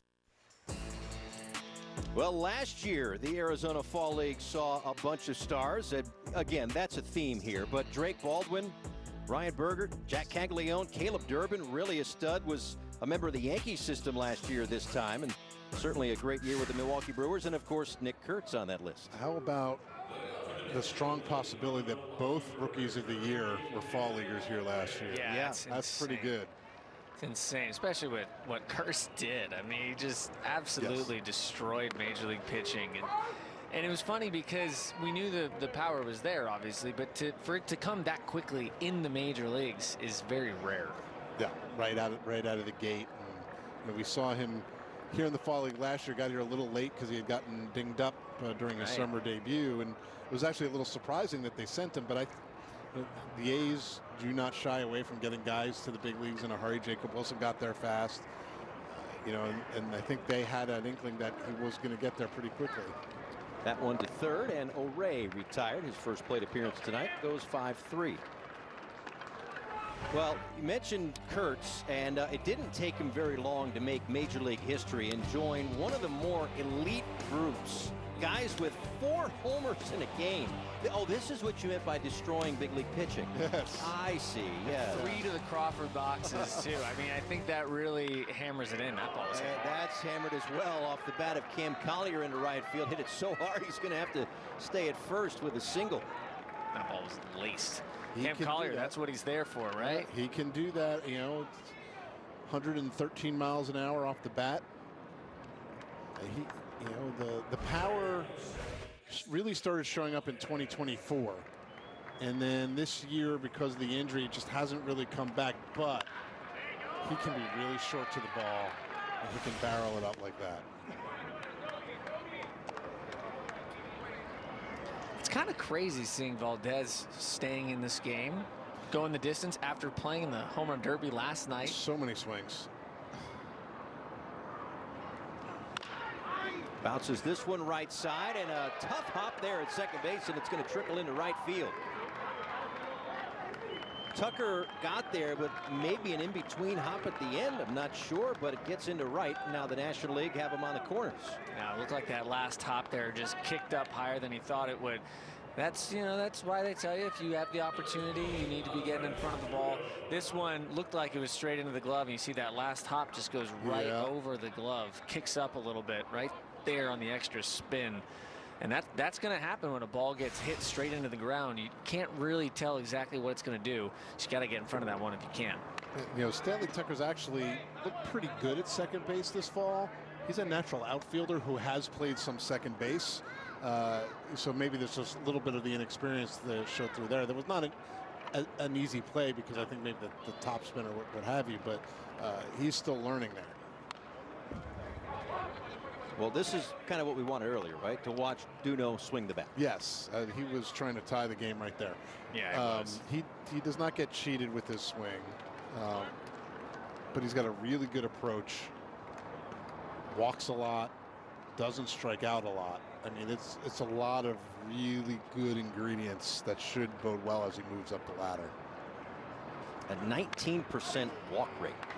Just a massive number. Yeah, one thing to keep in mind with walk rates, guys at the lower levels of the minors, whether it's the Dominican Summer League or even low A, command is really spotty. So kudos to him for not swinging at everything, because you have guys that do that, and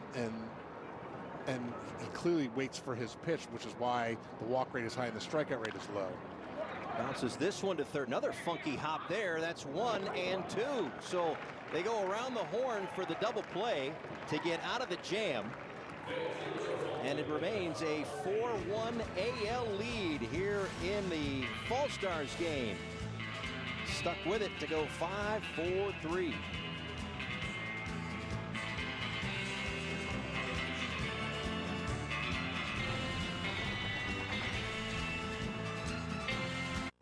Thinking of updating my kitchen?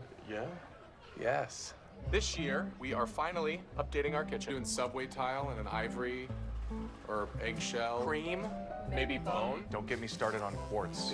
Big island. You ever heard of a waterfall? For everyone who talks about doing that thing, And over there, but never does that thing, sweet little breakfast nook. Chase has financial guidance. See how you can start saving to make this happen. Really? Really? Really. At home or in person. You could also check out a Chase Money Skills workshop. That's guidance from Chase. Make more of what's yours. Find out if you're getting pulled under on your car insurance at smarterauto.com. In under 2 minutes, we compare over 90 auto insurance carriers so you know if you're overpaying. Find out if you're paying more than you should on car insurance. Shop smarter at smarterauto.com. Introducing the all-new Mobilizer compression socks from Copperfit. Easy on, easy off compression socks that reduce swelling and relieve tired, achy feet with built-in arch support technology for targeted relief right where you need it. I thought all compression socks are the same, and I'll tell you, it's a world of difference. No more pain, no more achy feet. These are the socks to wear to help keep the energy going. Now, Copperfit compression just got even better with energizing blue infrared fibers woven into soft, breathable compression fabric to help boost circulation, reduce swelling, and relieve pain. 2 breakthrough technologies combined to give you soothing foot relief all day, every day, so you can stay active. Get your Mobilizer socks now at mobilizersocks.com for as low as $19.99. Plus, your shipping is free. That's right, free shipping. Nothing compares to Copperfit Mobilizer socks. You have got to get these. Get yours now at mobilizersocks.com. A 2 RBI double for Caleb Durbin. He is so good at reading pitchers and getting stupidly good jumps. This diving stop by Durbin across the infield. Nice play on both sides there. Wow, that's smooth. Not the defense. The play-by-play, the velvet vocal cords of Stephen Brault last year doing that game. Wonderful job. Thank you. I like hopping around and trying new things, Paul. I also just want to take your job. It was a personal vendetta. All good, brother. Great work. Here's Tucker Musgrove on to pitch as we head to the bottom of the 8th inning. And Daniel Vasquez, top of the order here for the AL, will lead things off. Tucker and Taylor to follow. And a bouncing ball right back to the mound. Underhand flip for the first out. 98 on that fastball from Musgrove. I was wondering, he's a guy who could get us triple digits, which we have not seen. He's an interesting character. I mean, he missed over 600 days of pitching because of Tommy John surgery, and you know, sometimes those don't go exactly perfectly, or you have setbacks, whatever have you. But now you see that he's an athletic guy who's drafted as a possible two-way guy. Now you see the arm, and it's a big arm. You get that slider near 90, and you get a fastball near 100. If you can command those 2 pitches, you'll be sitting pretty. Ball and no strikes here to Stanley Tucker. Now, along the lines of those two-way players, has Shohei Ohtani ruined it now? Like, our teams, and I ask that in tongue-in-cheek, but also serious, because teams know they can't get necessarily that value out of a player because there's only one guy like that. It's really interesting because I think the initial impact of Shohei Ohtani was to let players try it. Right. Oh, well, let's give it a shot. You know, we're not going to get him. And, you know, Brendan McKay touched the big leagues. It didn't really work. You know, Bubba Chandler, they let swing the bat early. Michael Lorenzen was another. Yeah. Well, Michael Lorenzen was interesting because that came later in some ways, you know, just because of his sort of freakish athleticism. But yes, and I think it'd be interesting to see if now they're like, well, we shouldn't even bother because there's no reason to do it. And Tucker Musgrove was not a guy who you'd give a chance to go, play both ways. Sure. A lot of guys can do it in college, but then it's pretty clear that it's only, the arm strength is going to work on the mound and he's not going to hit enough or whatever it might be. Right. And again, it's just a kind of a big picture question. No, absolutely. Him being the bridge to get there. Yeah, it's an interesting sort of, if it's shifted because of how absurdly good Shohei Ohtani is. Bouncing ball, and this one's going to go 3-1 as Musgrove covers. Yeah, one of the things I've noticed about Tucker Musgrove is the extension, is his ability to get down the mound. You see, he's a tall guy, and when you have the velocity he does, obviously you want to try to use it to its best capability, and a great way to do that is basically jumping off the mound and staying so far back and being able to deliver that. That 98 is going to look like 101, and you can tell by the swings of Stanley Tucker there, it's not an easy thing to pick up. That's why we hear so often the perceived velocity. Right. Yep. Shorten that distance from the hand to the glove or bat or what have you. Makes it look a lot faster. A single tonight for Taylor. He was back in the 6th inning, his first at bat of the night. And on 1-0, Musgrove delivers a strike at 98 miles an hour at the bottom of the zone. We had Taylor in our top 100 at one point after his first year, and then this past season in AA just was, I think he would tell you, was a disaster. He just never got his footing, couldn't get into a groove. It's been a little better here this fall. I'm not sure what kind of player he is moving forward. Maybe a utility guy, you move him around a little bit. He's good at third base. Maybe he plays a corner outfield. It's just getting to the power that it looked like he was going to have hasn't really happened so far. The Rays number 25 prospect with a 19th overall pick back in 2023. It's always hard too because no shade on your job literally about ranking these prospects, but sometimes guys can have a bad year in the minor leagues. The problem is you have a bad year already in the major leagues. It's like, well, you're already there. You're just getting it figured out. You have a sophomore slump, whatever. But in the minor leagues, you can get kind of left behind if you don't perform unless you're one of the guys that the organization has already decided you're one of our guys no matter what. Well, the fact that he was a first-round pick will help him. Right. He will get chances. This one's skied left side of the infield. And Balcazar is there, so we'll head to the 9th inning. Last licks for the National League, down 4-1. Let's talk about your risk. Because whether it's big or small, personal, business, or financial, risk happens. That's why you need a partner that listens first and turns risky business into just business. Because risk happens. So whether you're making decisions for your business, for your people, or for your life, it's easier with a partner you can trust. NFP, the official commercial insurance broker of Major League Baseball. Here at Once Upon a Farm, we chose the Capital One Venture X business card. With no preset spending limit, our purchasing power adapts to meet our business needs. And unlimited double miles means we earn more too. What's in your wallet? Spectrum TV, isn't that only live TV? No, it's only all my favorite streaming apps with live TV. Okay. It's only all included at no extra cost, and that's the magic of math. Will this be on the test? Sure, why not? It's only one simple payment for all our TV. We gotta simplify and win. Winning is equally important. If not, more so. Yeah! Only Spectrum TV, fixed TV. These big trucks are dangerous and fast. And when it comes to big truck wrecks, the stakes can be really high. That's why you need a lawyer that's gotten big results for his clients. I was hit by a big truck, and attorney Dan Newland got me $1.2 million. So if hit by one of these big trucks or involved in a car accident, call me. I'll fight for you too at 407-888-8000. Dan, your team rocks. Thank you for winning my case. We go to the 9th inning. Another pitcher out of the Houston Astros organization, James Hicks, 13th round pick by the Astros. He was a 15th round pick prior by the Baltimore Orioles. AFL Pitcher of the Week a couple of weeks ago. Little injury issues in 2025, but boy, oh boy, has he figured some things out. Let's look there at some of those numbers. A 0 ERA, 19 strikeouts to 2 walks, and he's been, well, unhittable. Yeah, that's good at that ERA, I think. I would say so. He's been really, really good. It's not like wow stuff, but he just mixes his pitches well. Low 90s sinker, mid 80s changeup are the best pitches. And he fills up the zone with all of them.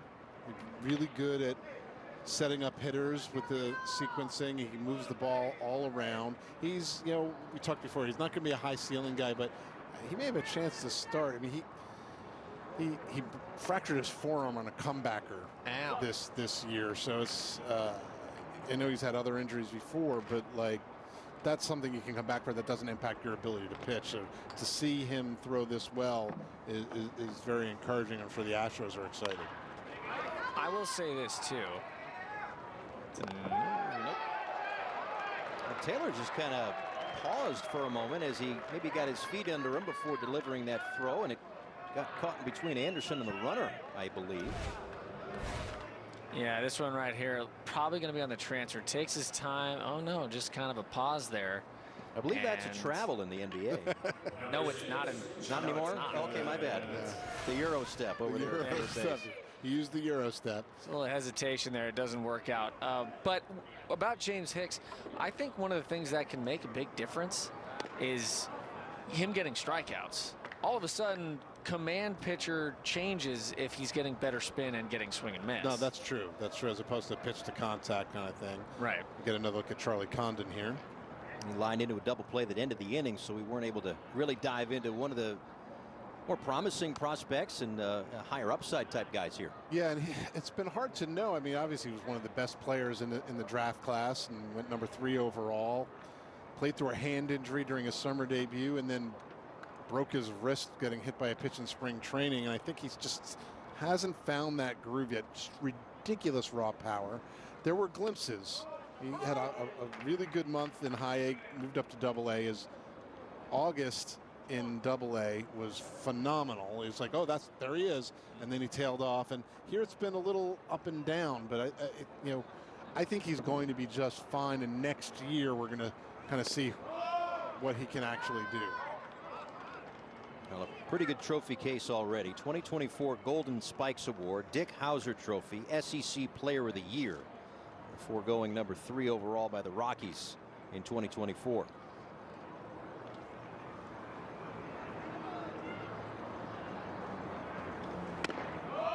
And under the hands, and that's ball 4. So 2 runners on base here. And as he takes his base, let's take a closer look at that profile. Yeah, and if you think about what a wrist injury will do to a power hitter trying to come back from that, that'll take a little while to get that full wrist flick back. But I mean, you take a look at what he's been named as already. Number 2 in the Rockies system. He was in the Futures game this year. He's going to be a guy that the Rockies are hoping will continue to develop into the guy that they drafted 3rd overall. And I think a delay because of an injury that is specifically impacting the power in the swing is totally understandable. And absolutely. So I'm more interested what happens next year. Yeah, I agree with you. And the Rockies really need him to be a cornerstone kind of player. Right. And obviously they added Ethan Holiday in this year's draft. He's going to be a little further behind as a high schooler. So, I think there are a lot of people who thought that maybe Condon would be the kind of guy who could get to the big leagues, in that first full year, like Nick Kurtz did, like Jack Caglione did. And that didn't happen because of those injuries and then because of the performance. So I think if he goes into this offseason and he's fully healthy, figure last offseason he was resting so that hand could get better, and then he breaks the wrist. I'm very curious to see what he looks like come next spring and whether he can impact Colorado during the 2026 season. Swing and a miss there, and Luis down on strikes. I mean, think about having a full off season and just actually getting to prepare for the next season, not just trying to be healthy for the next season. Well, Hicks picks up that strikeout. Looks like it's going to be the last batter he faces tonight as Renee Rivera goes out and makes a pitching change. An opportunity to get another arm in there in a 4-1 game in the 9th.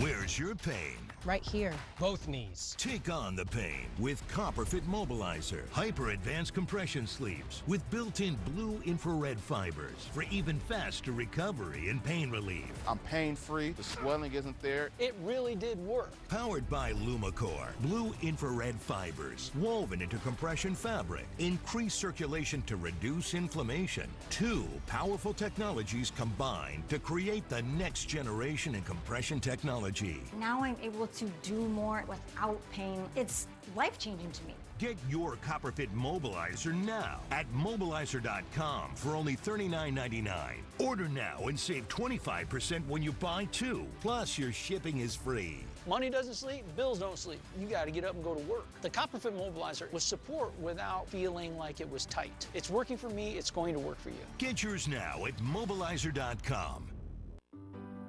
My wife told me my hair was thinning, and I wanted to avoid that at all costs. Let's go, baby.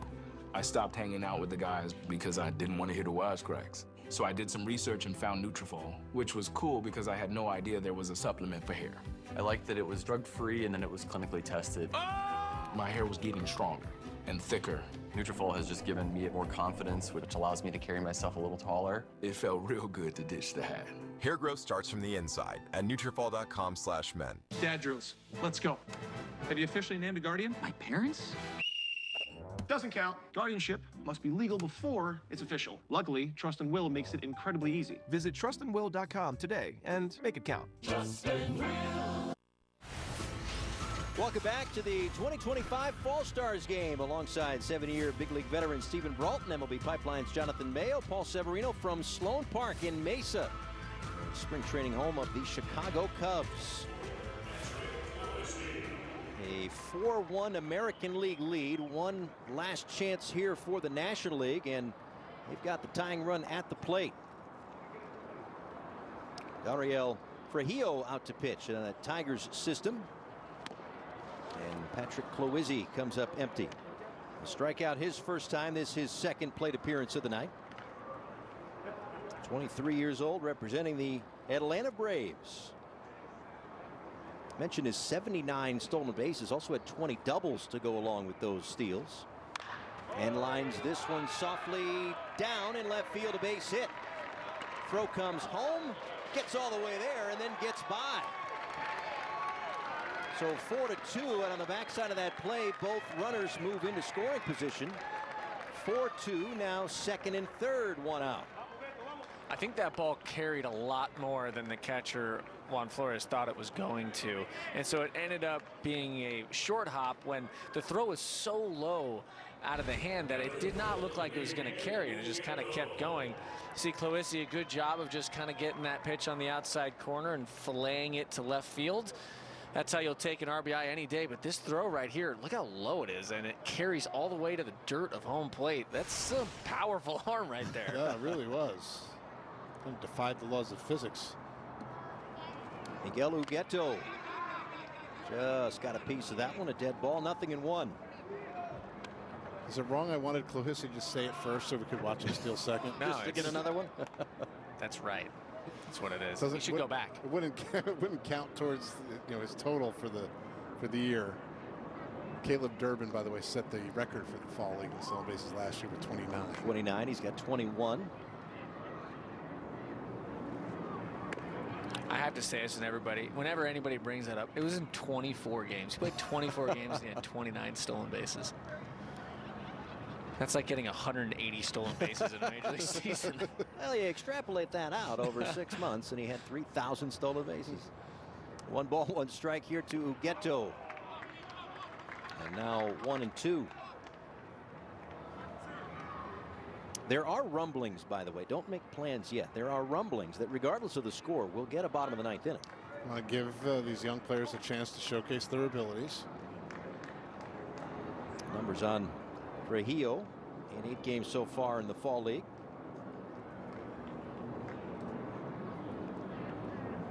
This is going to be a tough situation to get out of here. Hugueto has a lot of power. You don't want to hang one here. Now. And that will bounce toward right field and tie this game. Off the foot of the pitcher, past Tucker at second base, and the National League ties it up. Hey, we're going to get a bottom of the 9th anyway. No Might debate as well make anymore. it mean something. Yeah, we're not going to make up any rules just to get that bottom of the 9th inning. Now it means something. How do you like that? I mean, that's a tough comebacker right there off the, looks like off the foot of Frejillo, off the calf. Just, I mean, takes all the way out into right field. And unfortunately, Tucker can't get back to that one because, I mean, it's so far away from him. It's amazing how far that went off of a calf. Right. The redirection there with Cloizzi running from second base, there was no chance. No. That brings up Dylan O'Ray. Grounded to third base his first time up.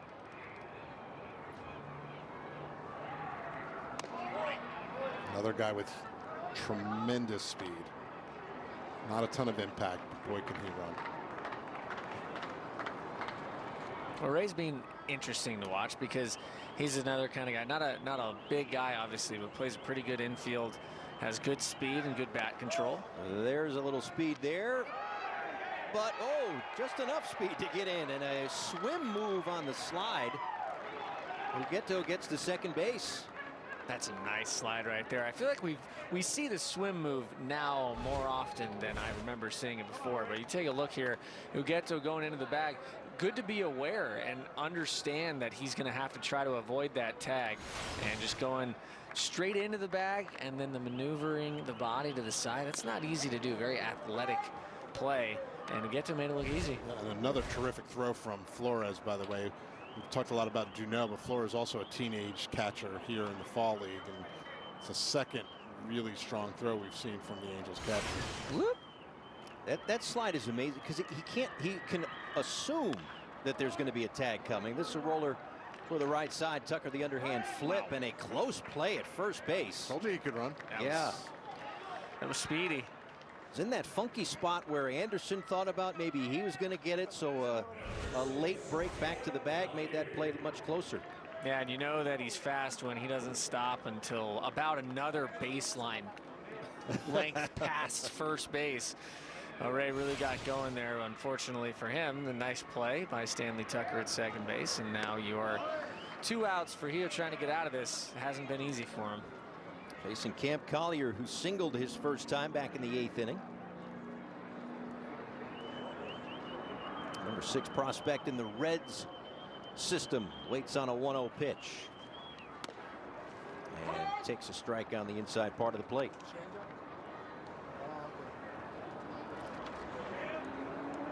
I think with Collier, what we saw that last time that I really liked was that pitch was on the outer third of the plate, and he's able to pull it with authority to right field. I'm a big fan of, if you know where your strength is and you can find ways to get to it even on pitches that aren't traditionally for that. I know this is an extreme comparison, but Ken Griffey Jr. was incredible at that, hitting outside pitches to right field with power. And that's something I think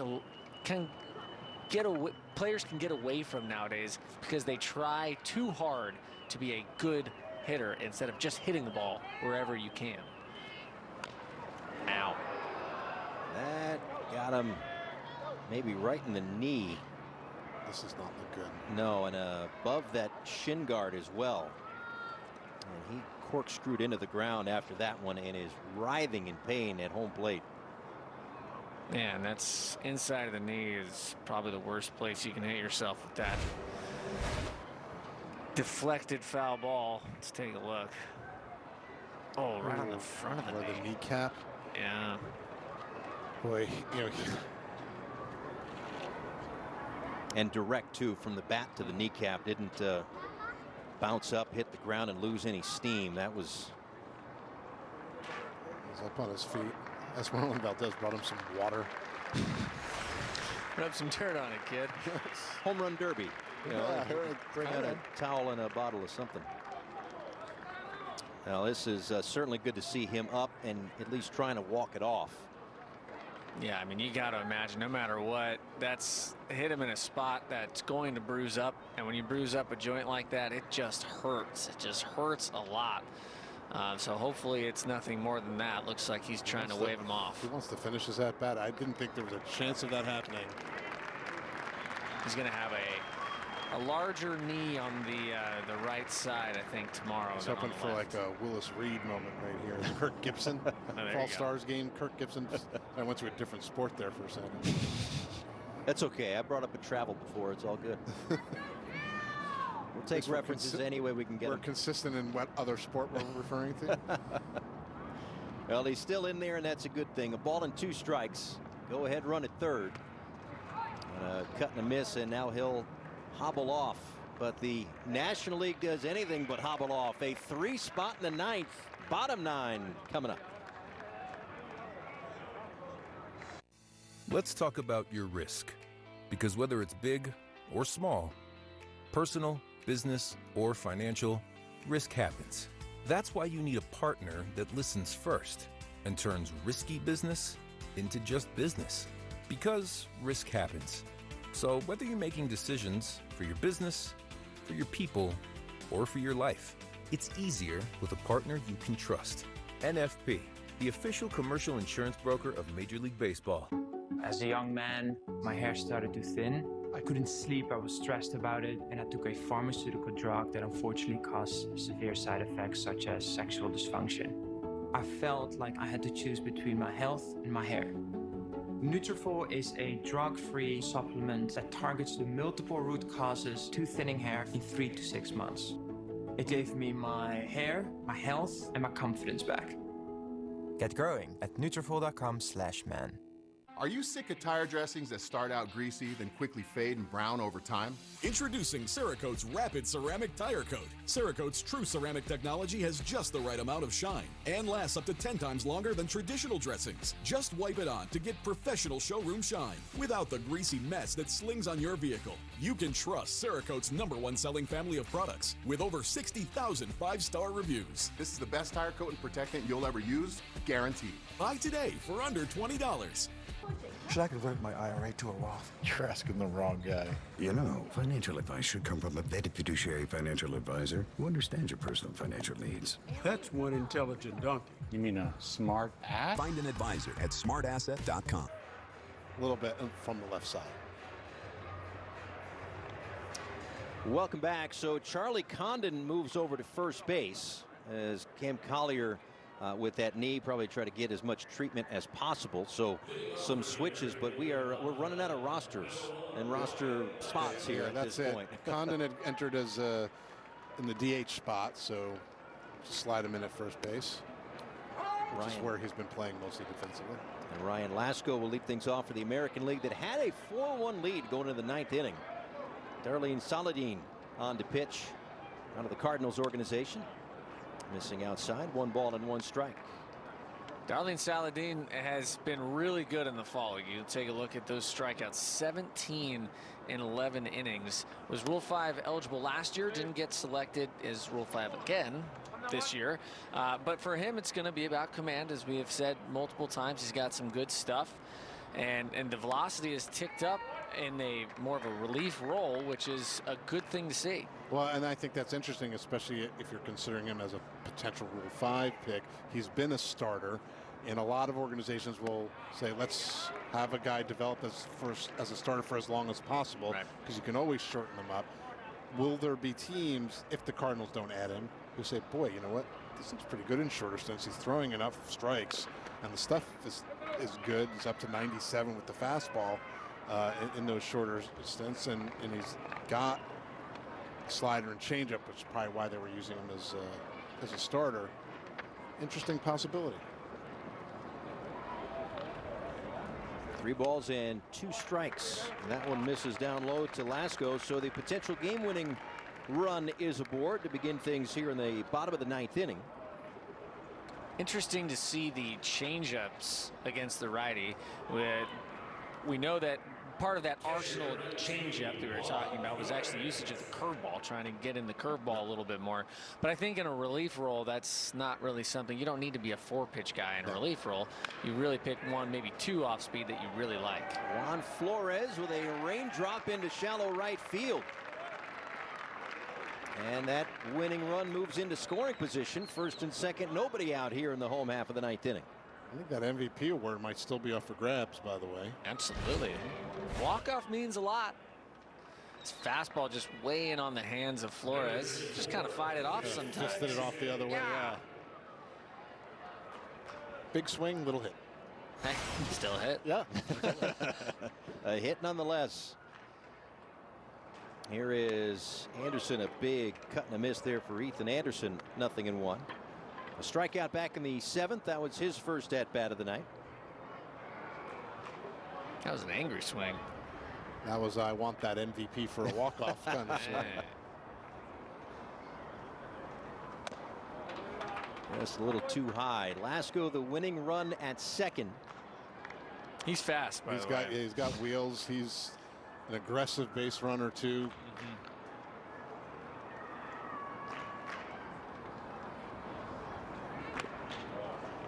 Just off the outside part of the plate. 2 balls and a strike to Anderson. It was a 2nd-round pick of the Orioles in 2024. 17 games in the Fall League, 13 ribbies. 3-1. And finding those extra base hits for Ethan Anderson really is going to be about finding consistent lift into the outfield, being able to drive the ball into the gaps instead of those hard hit low line drives. Those are hard to get the extra base hits on. So that's why you see guys working on launch angle and all that stuff. Maybe something that Ethan Anderson will be looking towards this offseason. Because he's strong and physical. Right. It's in there potentially. I think that's what the hope is, that they can unlock that. University of Virginia guys often enter pro ball with that good hit tool. Their home ballpark in Virginia is not a great place for power historically, and so they get to more power often, not always, when they get into the pro game, and I think that's what the Orioles are hoping for. Well, everybody in here, bases loaded, nobody out, and Sam Antonacci, one of the few starters still in the ball game. And a hit by pitch back in the 4th inning, and a bases loaded walk to bring home a run in the 5th, and perhaps a chance to do the same thing here. A ball and no strikes. That one missing. 2-0. Antonacci is the hit leader in the fall league. And look, I'm not saying that there's anything wrong with a walk-off walk, but in this situation, I hope he hits. It's a better ending. Right.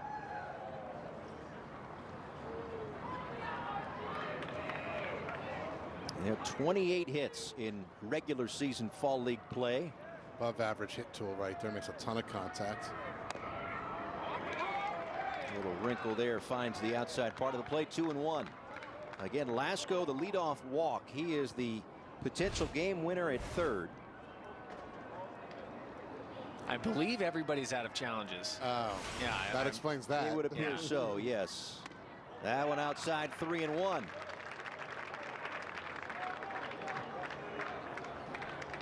Well, you go back to that 5th inning, and National League pitchers walked 5, including walking in 2 runs. In danger of walking in the game winner here on a swing and a miss. They'll run the count full. I think that might be the biggest swing we'll ever see him take. That was an aggressive swing in a 3-1 count. Kudos to Why him. not? Good 3-1 swing. It's in the zone. Trying to get some lift there. Yeah. Payoff pitch is lifted out toward left. That will move Cloisi back, and perhaps too far back. A throw home will be late. Lasco scores, and it's a sacrifice fly that wins it for the American League. And Renee Rivera in the 2025 Fall Stars game. And if they can track him down. Oh, they missed. Goodness. Oh. That's the swim move. Antonacci showing 60 maneuverability. Elusive maneuvers. Evasive maneuvers is what the word I was looking for. That's all right. It still works. It all works. That was, I mean, a little bit anticlimactic, but still good to see Antonacci drive that ball out to left field. Overall, pretty well played game. There were some spots in there that things slowed down a little bit, but we got to see some good baseball around most of the I think we saw what the fall league this year has kind of been like, right? A lot of talent, a lot of upside potential, some really good performances, some issues with command on the mound at times, and you know, we saw some good pitching as well. Well, it's not anticlimactic, it's Antonacci, and he is the hero with the sac fly on a back and forth game late, with 3 runs in the top of the 9th inning for the National League to get back in it, only to see the American League work out some base runners. A leadoff walk comes in to score on a sac fly, and a couple of ribbies for Antonacci tonight. The American League wins this one 5-4, and this may have been the most impressive part of the whole thing. He's tracked down 130 feet, and then the whiff. Oh, the duck. Oh. The duck and move there. Nicely done. I mean, that's impressive. Yeah. I'm not going to lie. To fully avoid the Gatorade bath. That's pretty good. Everyone avoided it, though. Like, nobody got hurt. Not they didn't feel dirt. Yeah. Oh, my goodness. Well, while he did drive home 2, that was not enough for him to take home the MVP honors of this game. In fact, it will be Rowdy Rodriguez who finishes his night in the on-deck circle of all places. But the MVP nonetheless, as he had himself a RBI single and an RBI walk as well. Also added another hit in the 7th inning. And Rowdy Rodriguez had himself enough of a night to help the American League win this Fall Stars game. A look back at the night here for our MVP, Rowdy Rodriguez. You know, he player of the night with 2 hits. He got 2 hits. He had 2 RBIs, scored 2 runs. See, pretty solid game for Rowdy Rodriguez. I think for most of this, it's been the growth for him, and he's been a pretty interesting prospect. He has been very interesting. You see him, he pulled one ball, went the other way. He's hitting the ball hard. Next step is for him to drive the ball more.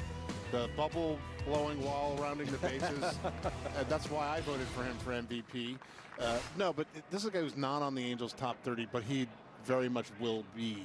Not just because of this fall league performance. He was on my radar, but what he's done in the AFL has certainly helped cement his case. A lot of tools. You mentioned the quick twitch. If he can really start tapping into that athleticism and the power-speed combination, the Angels might have a really interesting outfield prospect on their hands.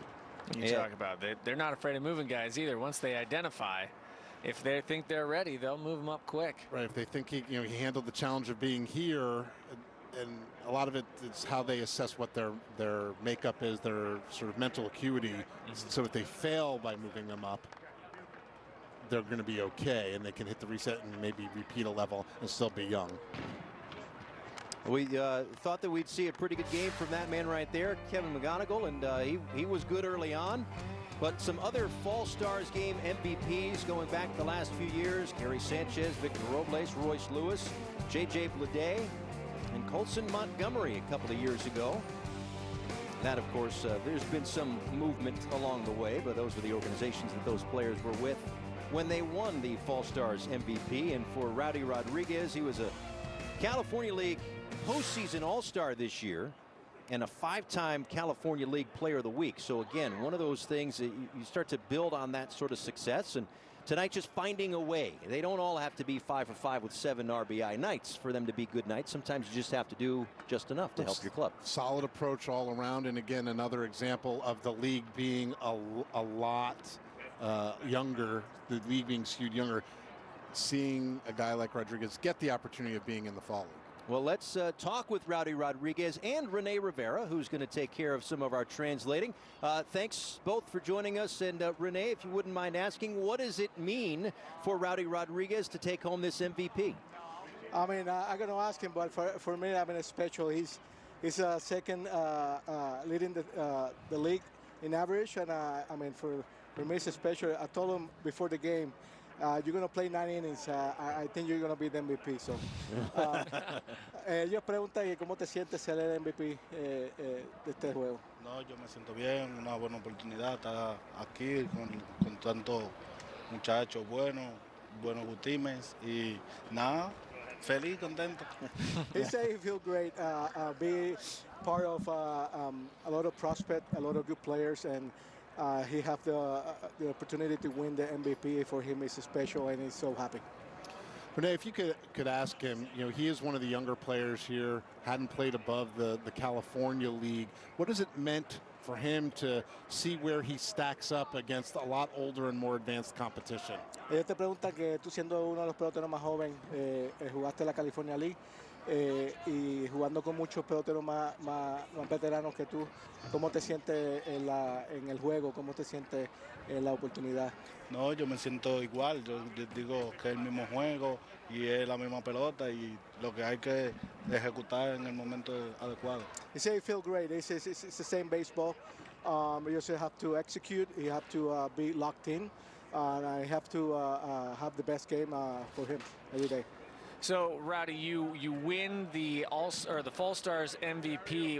What are you going to be working on going to this offseason, going into next season, that you really want to hit the ground running on going into next year? Ganaste el MVP. Ahora para el año que viene, ¿cómo te va a preparar? ¿Cuál es que tú piensas en tu carrera? ¿Qué es la forma que vas a trabajar? Yo voy a trabajar lo mismo, seguir trabajando duro y dar lo mejor de mí. He said he's going to just continue to work hard in the offseason, go there and work hard, get ready for next year, and give his best every single time in the field. Rowdy, Renee, we appreciate it. Thank you so much, and congratulations to you both for winning the Fall Stars game. Thank you, guys. Appreciate it. All right. Renee Rivera and Rowdy Rodriguez. members of that American League team that takes home the Fall Stars game here in 2025, wrapping up a lovely night here in Mesa. It's going to do it for us here at Sloan Park. Next Saturday on MLB Network, the Arizona Fall League wraps up its season with the championship game. Coverage starts at 8 o'clock. Tomorrow night, our coverage of Awards Week kicks off with the announcement of the AL and NL Rookies of the Year at 7 Eastern.